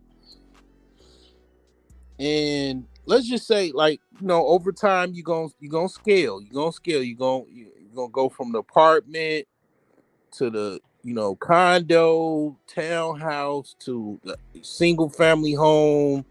Then you probably have a few properties, and then you're gonna have you a nice house, right? And you're gonna have whatever car you want. Whatever cars that you ever wanted, you're going to buy them. Even if they might be a little old, you know what I'm saying, you're gonna get the car that you wanted, that you couldn't you didn't have the money to buy then, you're gonna buy it now. Or you're gonna buy a current car. So let's just say in the bank, you got $10 million in the bank right now because you don't put in the grind, you don't put in the effort. Okay, you're gonna go out and buy probably a fucking, cyber truck or some shit. You're gonna be driving around a fucking cyber truck. Of course, women are gonna be looking at you. Okay, you can do a fucking gold digger prank with a cyber truck. You can act like you just a bummy regular dude, the gas station. See if a chick play you or whatever, then she play you. Then you go walk up to get some, go to the cyber truck because you at the gas station because you just get some blunts or whatever. You ain't getting no gas, because you're in the cyber truck. And you go hop in the cyber truck, and then she gonna be like, hey, hold up, where you go? You know what I'm saying? Like, you could damn near do, you do a gold. I mean, basically what I'm saying is, when you get to a certain level, even before that, I'm not saying that you can't. You can get women not having nothing. Okay, don't let these motherfuckers fuck your head up. Don't let these people think that you gotta motherfucking do this and do that to have before you get women. That's not what I'm saying. I'm saying you should be, trying to be the best man you could possibly be for your fucking self, not for no bitches, not for no hoes. For yourself and your offspring, for your fucking seed, not for no motherfucking bitches. Okay, that's what I'm saying. So when you get to a point where, yeah, you got the lifestyle that you really want to live, you could live how you really want to live because you have the financial freedom to do so. Yeah, obviously women are gonna they're gonna be more interested. Okay, and I'm not even saying that you should basically partake in any of that. I mean, I'm not saying you should make a whole bunch of money to be a fucking simp. That's not what I'm saying. I'm just saying once you before that, and then when you achieve that financial level to where you're successful, women are going to look at you a certain type of way. Okay, and you know, once once you achieve that type of level, you already know what I'm talking about, and then you know what I'm saying. It's going to be realistic once you even get anywhere close to that, to where women will be kind of looking your way. Okay, and you're gonna, what I'm saying, have your pick of women that's looking at your way. I mean, are you gonna be driving around in the cyber truck? Yeah, possibly. Or a Ferrari, a fucking Lamborghini, or a Lotus. You know what I'm saying? A fucking, even just a nice Benz. Like, you know what I'm saying? It's going to be to a point where once you on that level, all of this shit don't even matter. This shit don't matter, because if the bras is not even giving you any attention, guess what also you could do with ease, with absolute ease? You get the fuck on up out of here. You go right up on out of here real quick. What, week, a month, 2 months, 3 months? How long do you want to go? You can go on and get the hell up out of here. They call this place the Matrix anyway. It's the Matrix. Shit's not real. You know, it's real, but it's not real. It's fucking Matrix. It's backwards. It's crazy. You know, that's what they call this place. They call this place people that really, really travel. The really like before they even start calling people travel bros and all that, they call this place the Matrix. Getting up out of here is like getting out of the fucking Matrix. So I mean, the thing is that yeah, you're going to be able to do that a lot easier, you know, with $100,000 in the bank, with $1 million in the bank, $10 million in the bank. You're going to be able to do that. You're going to be able to get whatever you want by any means necessary, really, really easily. Um, however you got to do it. If you got to go overseas, go. You know, there you go. If you don't, you don't. But you know, the thing is that it's not for just you to make a whole bunch of money so you can get a bunch of pussy. Not what I'm saying. That's that should be easier once you get to that level, though. It should be theoretically. Okay, I mean, I know some people do have problems or whatever. Those people don't talk to me. They don't come to my channel. They, if anything, they listen in the clouds. They don't come out the clouds and talk to me. You know what I'm saying? I don't have nobody on here that's, you know, worth a $500,000 or more, or millionaires on here in the chat talking about how they having a hard time with women. They don't come to me with that energy, or they don't even come on here talking to me, you know, because for whatever reason. But the thing is this.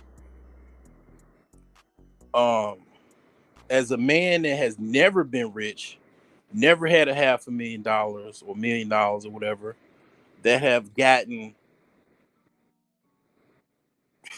good googlobs amount of success with women, um, primarily black women.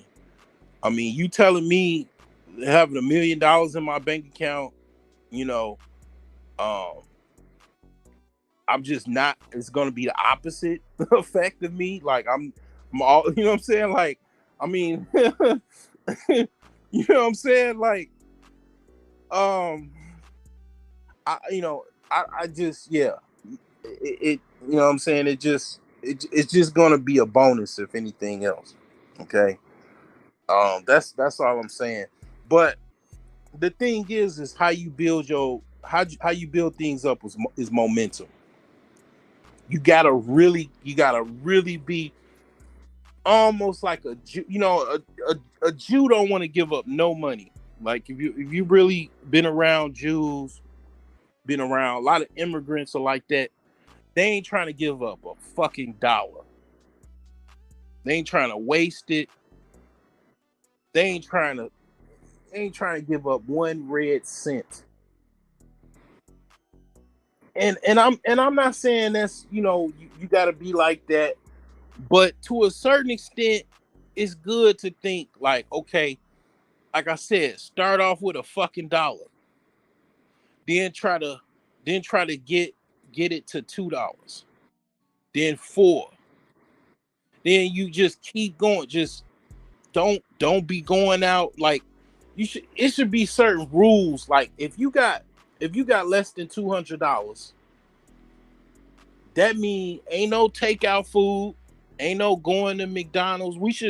You should start some type of principle. You should have some type of standard to where if you got less than $500, ain't no takeout food, ain't no going to the strip club, ain't no you don't even go to the barber. You cut your own hair. Once you get over $500, okay, you might be able to go. You could have fast food maybe twice a month.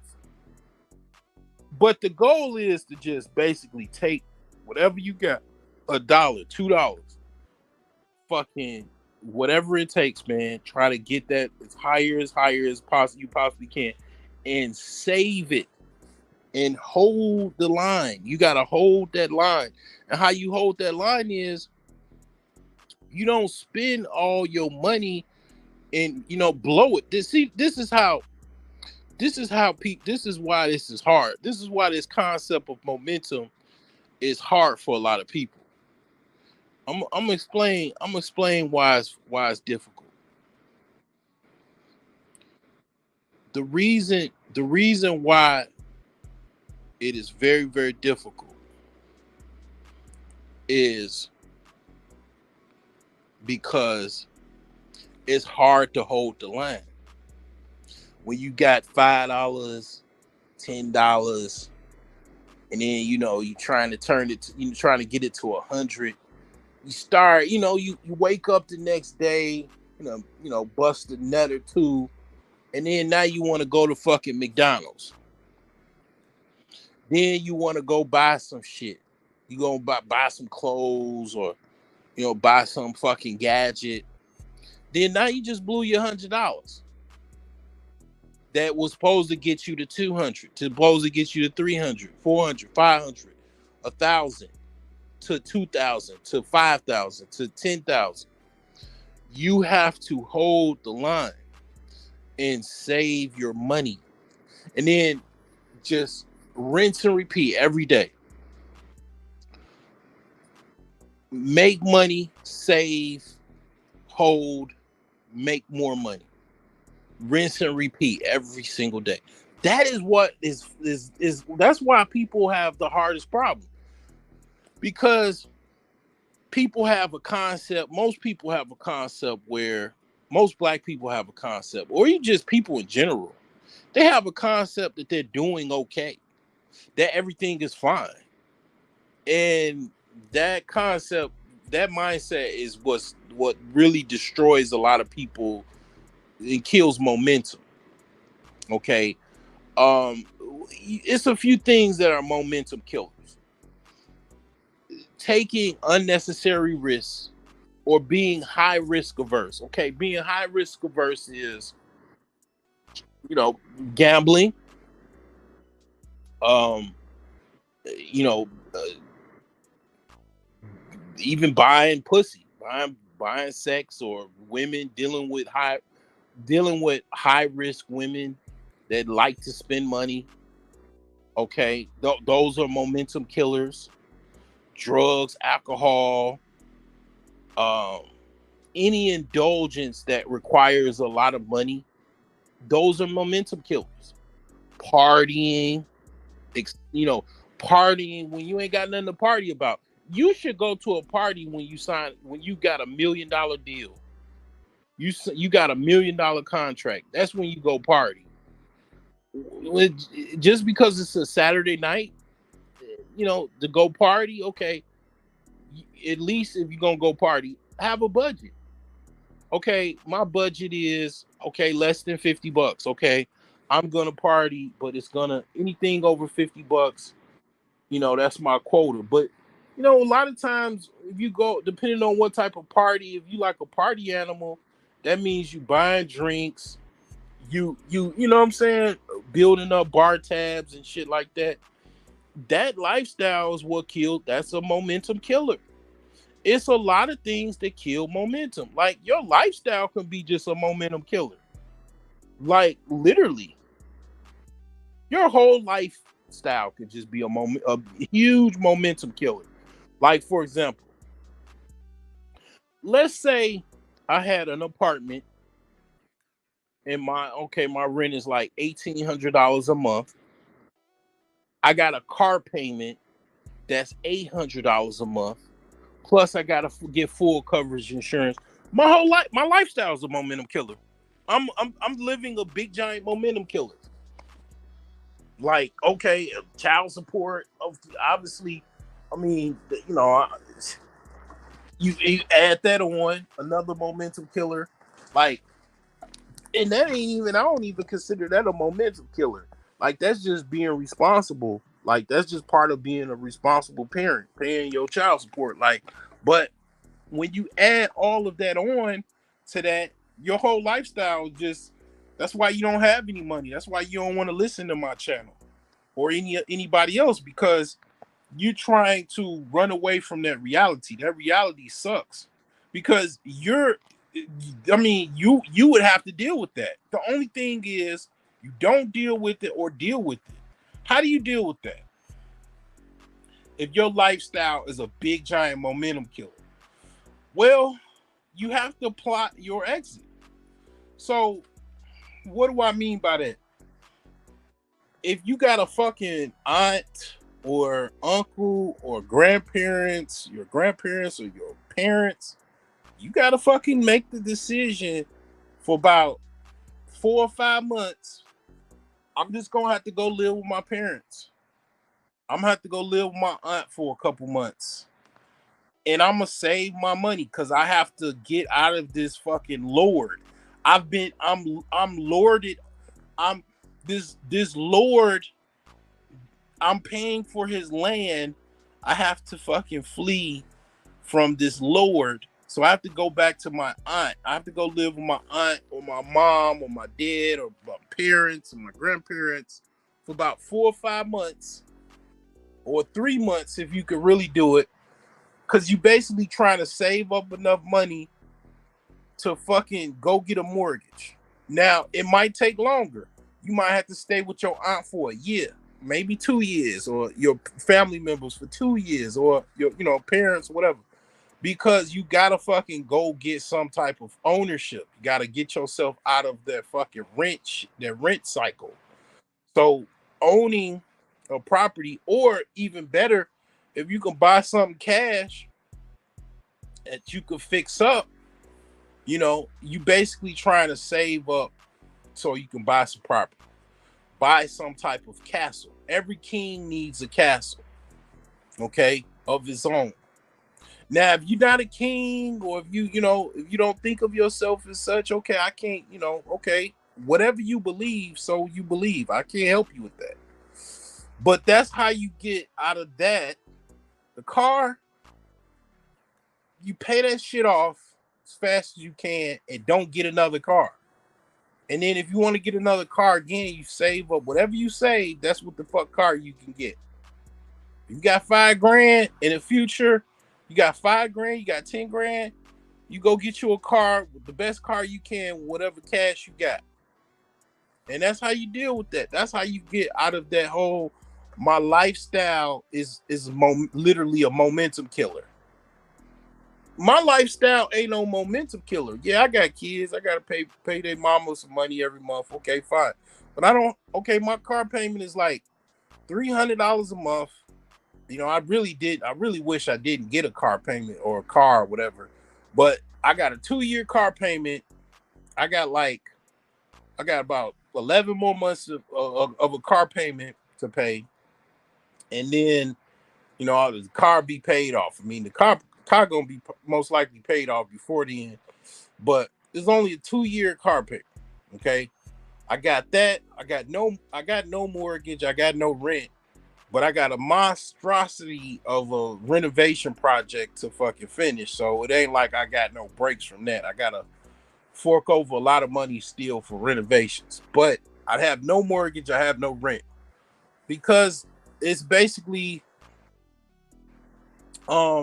it's all by design. You gotta build momentum. In order to build momentum, you have to have an opportunity to do so.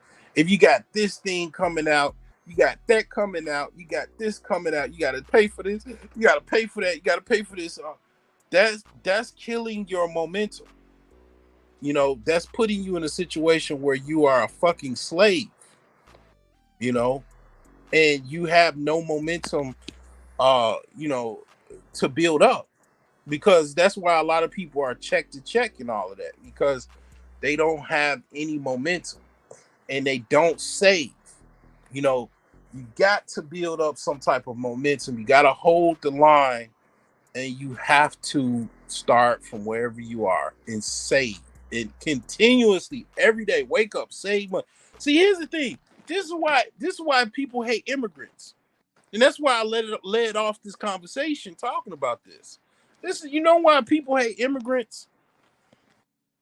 And they come over here, and then next thing you know, they got every fucking thing that you got plus more in like 5 years. You know why they do that? You know how they get that?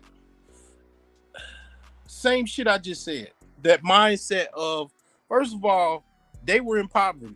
Wherever they were at, they were probably living in a dirt house in Mexico. The dirt floor house in Mexico. They come over here, they go live in a room, they go live in a house with like 20 people, whatever, 10 people, whatever.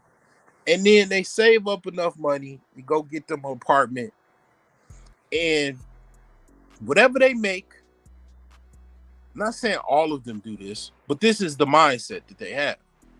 They save up their money, their cash. They might not even go to the bank. They just save that shit and they keep saving money to the point where after about a good year, they got about $15,000 saved up. They already got a pickup truck. They going hauling scrap.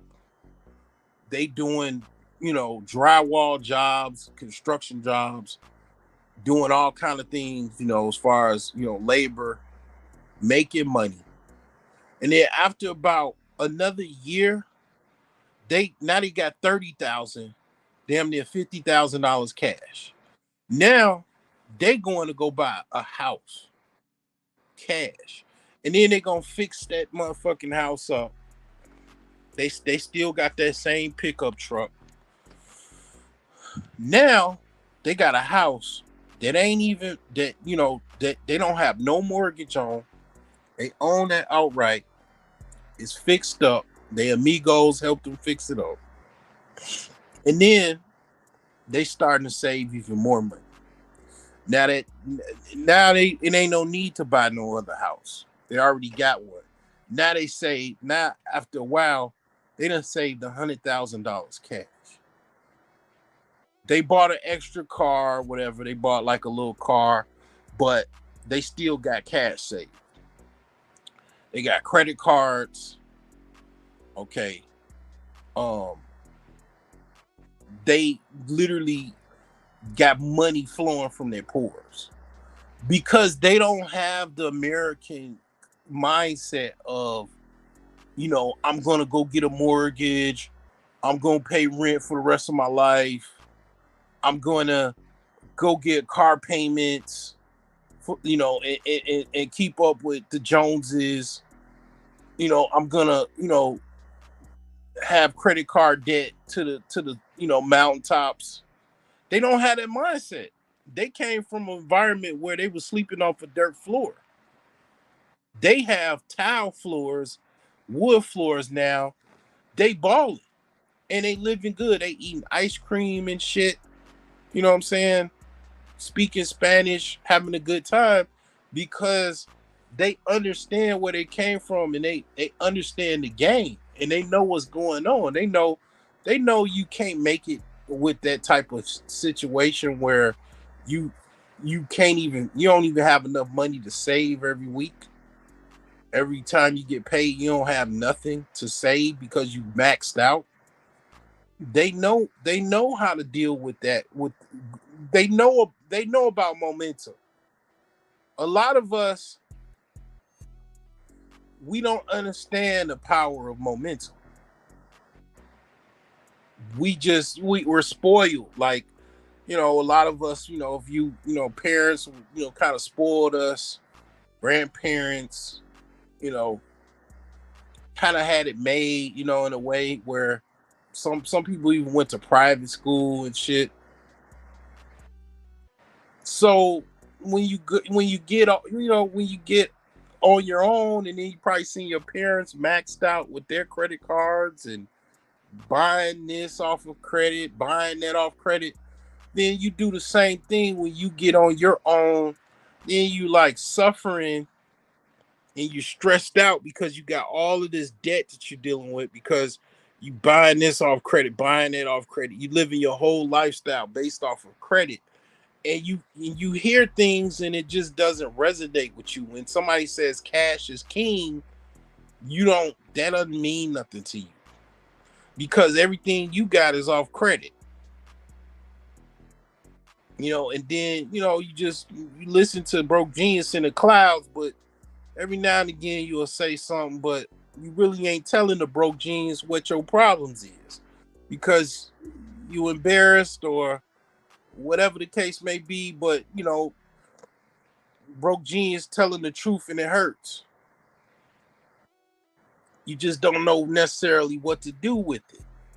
You don't know where to go from here. Because you a simp. You doing this really to please a biatch. you you try you bait. One of the things that simps do. This is what simps do. A lot of simps use credit to please bitches. They got a car. They get the car. Like at Sexy Red. SRTs, but whatever the fuck she say, I don't know. They go get them a fucking Charger or Challenger, just to please a biatch, and then basically they go get this lifestyle based off of credit to please a biatch, and then they know when they can't pay that shit, that woman is gonna be complaining and yelling at them and all of that type of stuff, and then what I'm saying, they stressed out and all of that. But the thing is that that's the problem right there. You're a simp. You're one of the reasons why you use credit is to please bitches. To try to, you basically using the concept of kind of what I was talking about. The one of the reasons why self-improvement, I just lost somebody that did that. Somebody who was watching me. I got under his skin and he stopped watching me. I was like, damn. I had a one or two watchers and shit. I started talking about you basically being a credit simp. A simp balling off credit. It's just, I mean, I ain't, I've been there, bro. I've been there. You know what I'm saying? I'm gonna tell you something. I used to go to car dealerships and I used to motherfucking go check out the latest car. I wanted the car so I can, impress some women. I used to do that shit. I used to be a motherfucking consumer simp. What's going on, Iori? Yeah, I used to be a consumer simp. It's a lot of consumer simps. Of simps that consume based off of trying to please bitches. I used to do that. I mean, basically, like, I know it hurts. Just imagine the reality of a man trying to basically please his wife, please his woman off credit lines. I know that shit stings. That's some stingy shit. I done hurt some motherfucker. I done hurt a lot of people's feelings. Okay, you know what I'm saying? Again, this is reality. I done hurt a lot of people. I done hurt Jimbo that has the 1500 Ram pickup that live out in the countryside with his white wife, and his nice homogeneous white family. I done pissed him off. I pissed off Leroy with his Cadillac, his nice wife and family, balling off credit. I didn't pissed off of Enriquez, with his, whatever car he got, probably a Honda Civic, and his new mortgage that he's, less than 5 years old. I done pissed a lot of people off. I know a lot of people ball off credit, but I'm talking about momentum. I'm trying to make momentum millionaires. Okay, I'm trying to help people become momentum millionaires. I'm trying to give you a tool to fight capitalism in the United States. Trying to fight, the global bankers and their fucking plot to have you own nothing and be happy. I have to tell you the truth in order to fucking reach you. I can't lie to you. I can't be your friend to help you. not trying to be your friend. I'm trying to help you become fucking rich. In order for you to be rich, you gotta have a fucking system that will allow you to be rich. Okay, you have to have some type of momentum. If you're already rich, obviously, I don't know. I mean, if you're listening to me for fun, okay, fine. But um, if you're not, which most people aren't, in order to become rich, you have to build up some type of momentum. It's a momentum game. So, okay, being a fucking credit junkie and a debt slave is not going to help you build momentum up. If you have that problem, I can't help you out with that. I can't. I can't help you out with that. I have tools, I have systems that can help you with it. If you reach out to me, I can help you, come up with some type of plan, basically to kind of deal with getting out of debt, to get out of, um, you know, basically debt. Reach out to me. I'll come up with a plan for you. I'll work with you. You know what I'm saying? And we could come up with some type of plan and strategy that can get you out of being a fucking debt slave, to get you out of being a a credit a credit slave. To where you can build up some type of momentum so you can have true financial freedom. Not I'm a basically I'm balling off of rich people, they I'm balling off of credit lines. Credit lines mean you got to pay it back. That's the problem. Like if credit was like, okay, yeah, I can just get credit and I don't have to pay it back, that would be wonderful. But credit lines mean you have to pay it back. Like I got credit cards, I have to pay those credit lines down. Those credit lines have to be constantly either, zero balanced. You know, it's not like it's free credit. It's not free money. And I know a lot of people, they live their life off of, um credit, the boomers, that's what they got really good, like boomers literally got a lot of they got addicted to credit. Okay. And let me remind people, less than 1% of Americans are millionaires. So I mean, this is very difficult. Very difficult. Like this is not something that's very easy to do. It's not easy. And I'm not saying that you got to be a millionaire. At least be to the point where this, if not nothing else, this should be the goal for everyone. If I can help it, this should be the goal for everyone to be, you know, basically a freedom fighter. Have some type of freedom to where you ain't in the trenches. You know what I'm saying? You got sweating bullets. You know what I'm saying? Like a lot of us, that's what we do. Our lifestyle is we're in the trenches sweating bullets. You don't have to worry about that. Your family, your kids can play outside. They ain't gotta worry about sweating bullets and shit.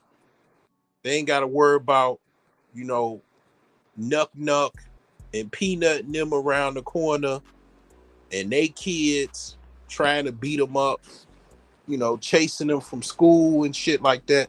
You don't have to worry about that. And then you ain't have to worry about, man, I'm gonna lose my job and I ain't gonna be able to pay my credit lines because you got $500,000 in the bank. You got $200,000 in the bank, cash, clear, because you done build up years of momentum. You know what I'm saying? That's what I'm talking about. Okay, I'm not gonna be able to be your friend and help you. I'm not gonna be able to um be your um homeboy and help you. I gotta tell you the truth. I gotta be the preacher telling you the truth and it hurts. You know what I'm saying? I gotta be that person, unfortunately, in order to reach everyone, in order to reach you to help you. I gotta tell you, you doing something wrong. You ass backwards. And you know what I'm saying? If your mama didn't tell you, your daddy didn't tell you, I gotta be the one that tell you. Got me fucked up. Got me fucked up. The shit's chess, it ain't checkers. I gotta tell you. You know what I'm saying? You know, it's hard. I gotta give you the hard pill to swallow. Okay? I gotta do that. If I don't do that, you know, then I'm just, what am I? I'm just another dude on YouTube telling you some bullshit. Telling you a pack of lies. Capping.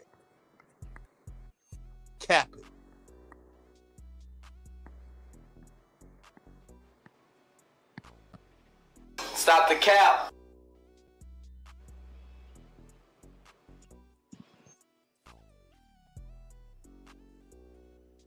Telling you a pack of bullshit. Pack of lies. See, this is why this is why it's not easy, man. I know it's hard. I've been there. It's still hard for me. I ain't shit. I'm still in the trenches, man. I'm sweating bullets too. I got bullets too. I got bullets. I'm sweating bullets, man. I'm in the motherfucking trenches too, bro. I'm still in the trenches. Okay? I'm still fighting a good fight. You know, I'm just saying that you got to build up some type of momentum. That's all I'm saying, bro. That's all I'm saying. Okay? I get it. I know, you know what I'm saying? It's hard out here for a motherfucker, man, trying to make it, you know, trying to take care of things, trying to, you know, have some type of lifestyle, trying to have some type of family out here. You out here, you know what I'm saying? Balling off credit. I get it. But I'm just saying, if you want to have a better life, you want to get out them trenches. If you want to, okay, what happens if you lose your job, bro? That's all I got to ask. That's the question that I have. What happens if you lose your motherfucking job? Okay, you're going to get unemployment. Okay. You gonna make, if you're lucky, you're going to make what? Half of what you make from your job? And then that's only like a temporary time period that you're going to get unemployment. And then, okay, what if you like, I have an uncle, right? My uncle was out of work for about 2 years, man. It took him 2 years to get a job, man. He done overextended unemployment, lost unemployment, had to get loans from family and help from, you know, John, Paul, Jacob, and Tom and Harry to survive because he was out of work for 2 years. Doing odd jobs and all kind of shit, man, to survive. Then he finally got a job because he's basically a high skill earner.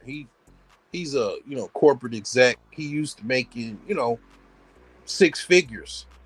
So he had to get something that was comparable to what he was used to making. It took him a long fucking time to get a job.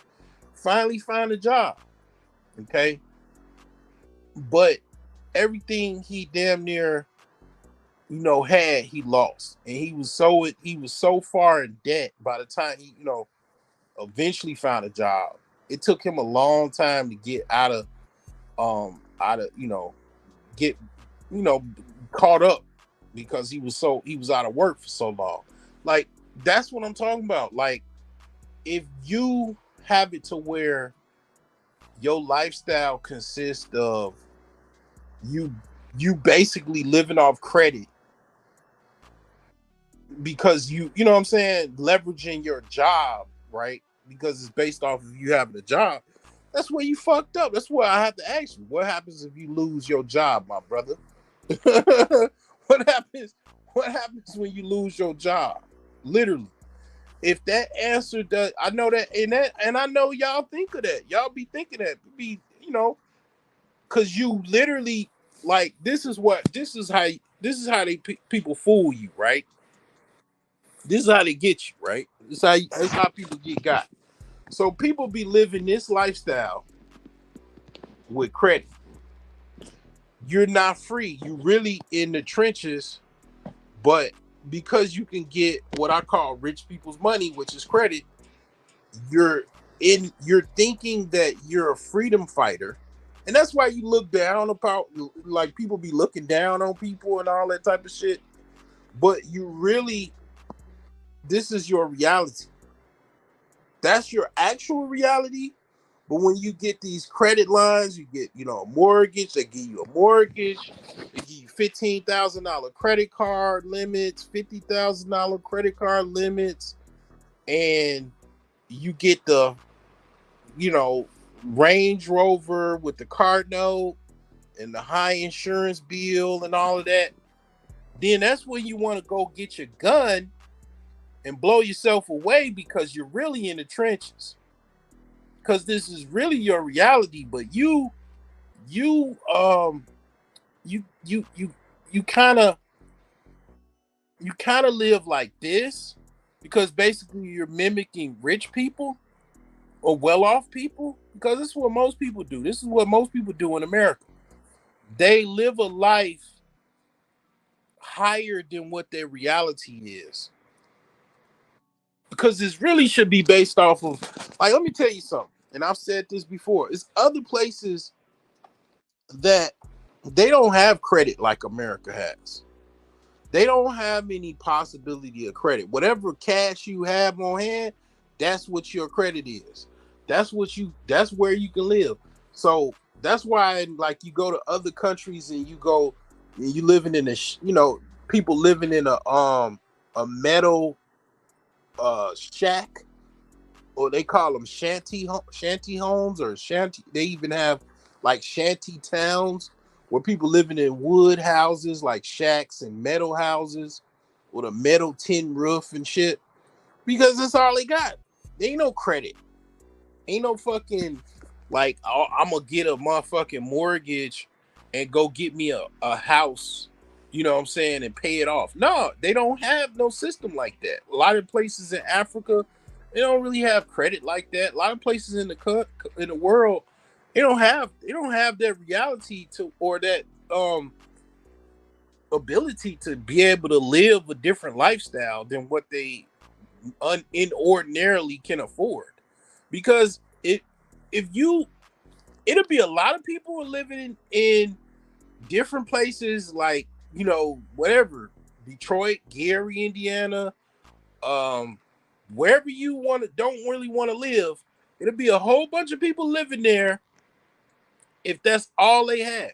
If it was no credit, and they didn't want to, that's why people live in apartments. That's why people rent, because they're trying to basically live a better lifestyle. And I get it, but again, if you lost your job, my brother, my sister, what are you going to do? I mean, and I'm not saying, and this is where they come. That's why people go get the gun and they want to blow themselves away, because really they was in the trenches the whole time. The credit disillusioned them to thinking they weren't in the trenches. But you was in the trenches the whole time. I was the one telling you, wake up, my brother, wake up, wake up, wake up. You in debt, bruh. You in debt. Get out of debt. Actually have true financial freedom. True financial freedom is you own your house. Ain't no, okay, I lost my job. Okay, well, I don't have no mortgage payment next month. You know, I'll find a way to pay my taxes, and we're fine. That's true financial freedom. Financial freedom means ain't nobody motherfucking can take your freedom away. When true when you're in a situation where you have a lifestyle where you got a nice house, you got cars, yeah, you and your wife are gainfully employed, that's fine. But then, okay, what if both of you or one of you lost your job? Okay, and all right, totally different scenario and situation. You're truly not financially free. That's what I'm saying. That's all I'm saying. Like, the true reality is the true reality. I am not one to delve into or sell anyone on a fantasy. If your reality is you're in the trenches, you should fight and you should live like you're in the trenches. I'm not saying you know, don't want to have a nice life for you and yourself and your children. I get it. But, the thing is that the question again, what if you lost your job? That's what people wake up in a cold sweat. That's what people have nightmares about. That question alone. What if I lost my job? Because you know why? I've been there. I've been there before. Appreciate that. That question of what if I lost my job? That's most men's nightmare. What if I lose my job? That gets you out of a cold sweat, that wake you up, make you just get out of bed, totally kills your sleep. That what if I lost my job thought process, because depending on your reality, your financial reality, that is a big thing. That is a big thing. Like, I've lost my job plenty of times, and I mean, the thing is that I remember losing my job and then not having unemployment, and it was rough. Even a person that don't have a mortgage, it was rough. But you know what I'm saying? I found a way to pull through, but it was definitely rough. Imagine if I had a mortgage. I would have probably most likely lost my house. I wouldn't have been able to pay no mortgage, or definitely even no rent. I wouldn't have been able to pay no rent. So I mean, the thing is these things are a problem for a lot of people, and why people try to sell you on the concept of trying to be like everybody else, where the concept of everybody else, most people have the concept of, the average person is driving around every single day, everything is fine, I'm okay, and they're not. That's just something that people think. That's a concept that people use to cope with their life. And I ain't gonna, this is not a coping channel. I'm not teaching you to cope. I'm not teaching you to, do anything really, but I'm just, we deal with reality over here. This is a reality channel. Like, we're dealing with reality. Okay. This is what we got to deal with. These are the things that's going on. And this is, what's going on. And I try to go from there. A lot of these things do reach people because it's rough. I mean, the reality is, at the end of the day, the country is not equitable, and the wealth distribution is pretty dismal, and it's a lot of people don't really think about it, but you got the wealthy elites that's way up at the top. People all the way at the bottom are fighting over crumbs, even fighting over micro crumbs, you could really say, literally micro crumbs. And we were taught the middle class was you make $50,000 a year. That's middle class. That was a lie. I think that was one of the biggest lies that was told in my life, and probably even a lot of other people, like even my parents. Like making $50,000 is middle class is like one of the biggest lies that was ever told. Whatever evil person, rich person that came with that concept, whatever evil economist that came with the concept that you made, that if you make just $50,000, that you're middle class. Like, did you make $30,000 to $50,000 a year? That you're middle class? That motherfucker's good. That person, whoever came with that concept, that motherfucker, boy, he probably got all kind of medals from secret societies and all kind of shit, because he did a good spin doctoring. I was believing that for the longest, until reality stepped in and I started making, over that amount, $100,000. $100,000 is supposed to be upper middle class, and I made $100,000 last year. I ain't really lived no better lifestyle than, slightly a little bit more than when I was making 50, but it wasn't no big, situation where it was like a huge jump. Okay, I went on a trip and okay, I bought a couple things. Okay, fine. But it wasn't no big situation. It wasn't like no big jump or anything like that. And the reason why is this chart here is more realistic to what the true middle class is and all of that. Like this says, middle class, poor is $0 to $500,000 a year. As far as net worth, middle class is $500,000 to $2 million. That makes more sense. This is more of a true reality of what middle class and all of that is. Because I'm gonna tell you, middle class ain't no $50,000 a year. And the women ain't lying. They be like, man, I don't really, you making 50,000, you struggling. Yeah, I mean, depending on where you are, depending on you got kids or not. But the thing is this: the lie that they tell people is that, because see, here's the thing: in order for people to work their job and actually cope, they gotta tell people that making $50,000 a year is middle class.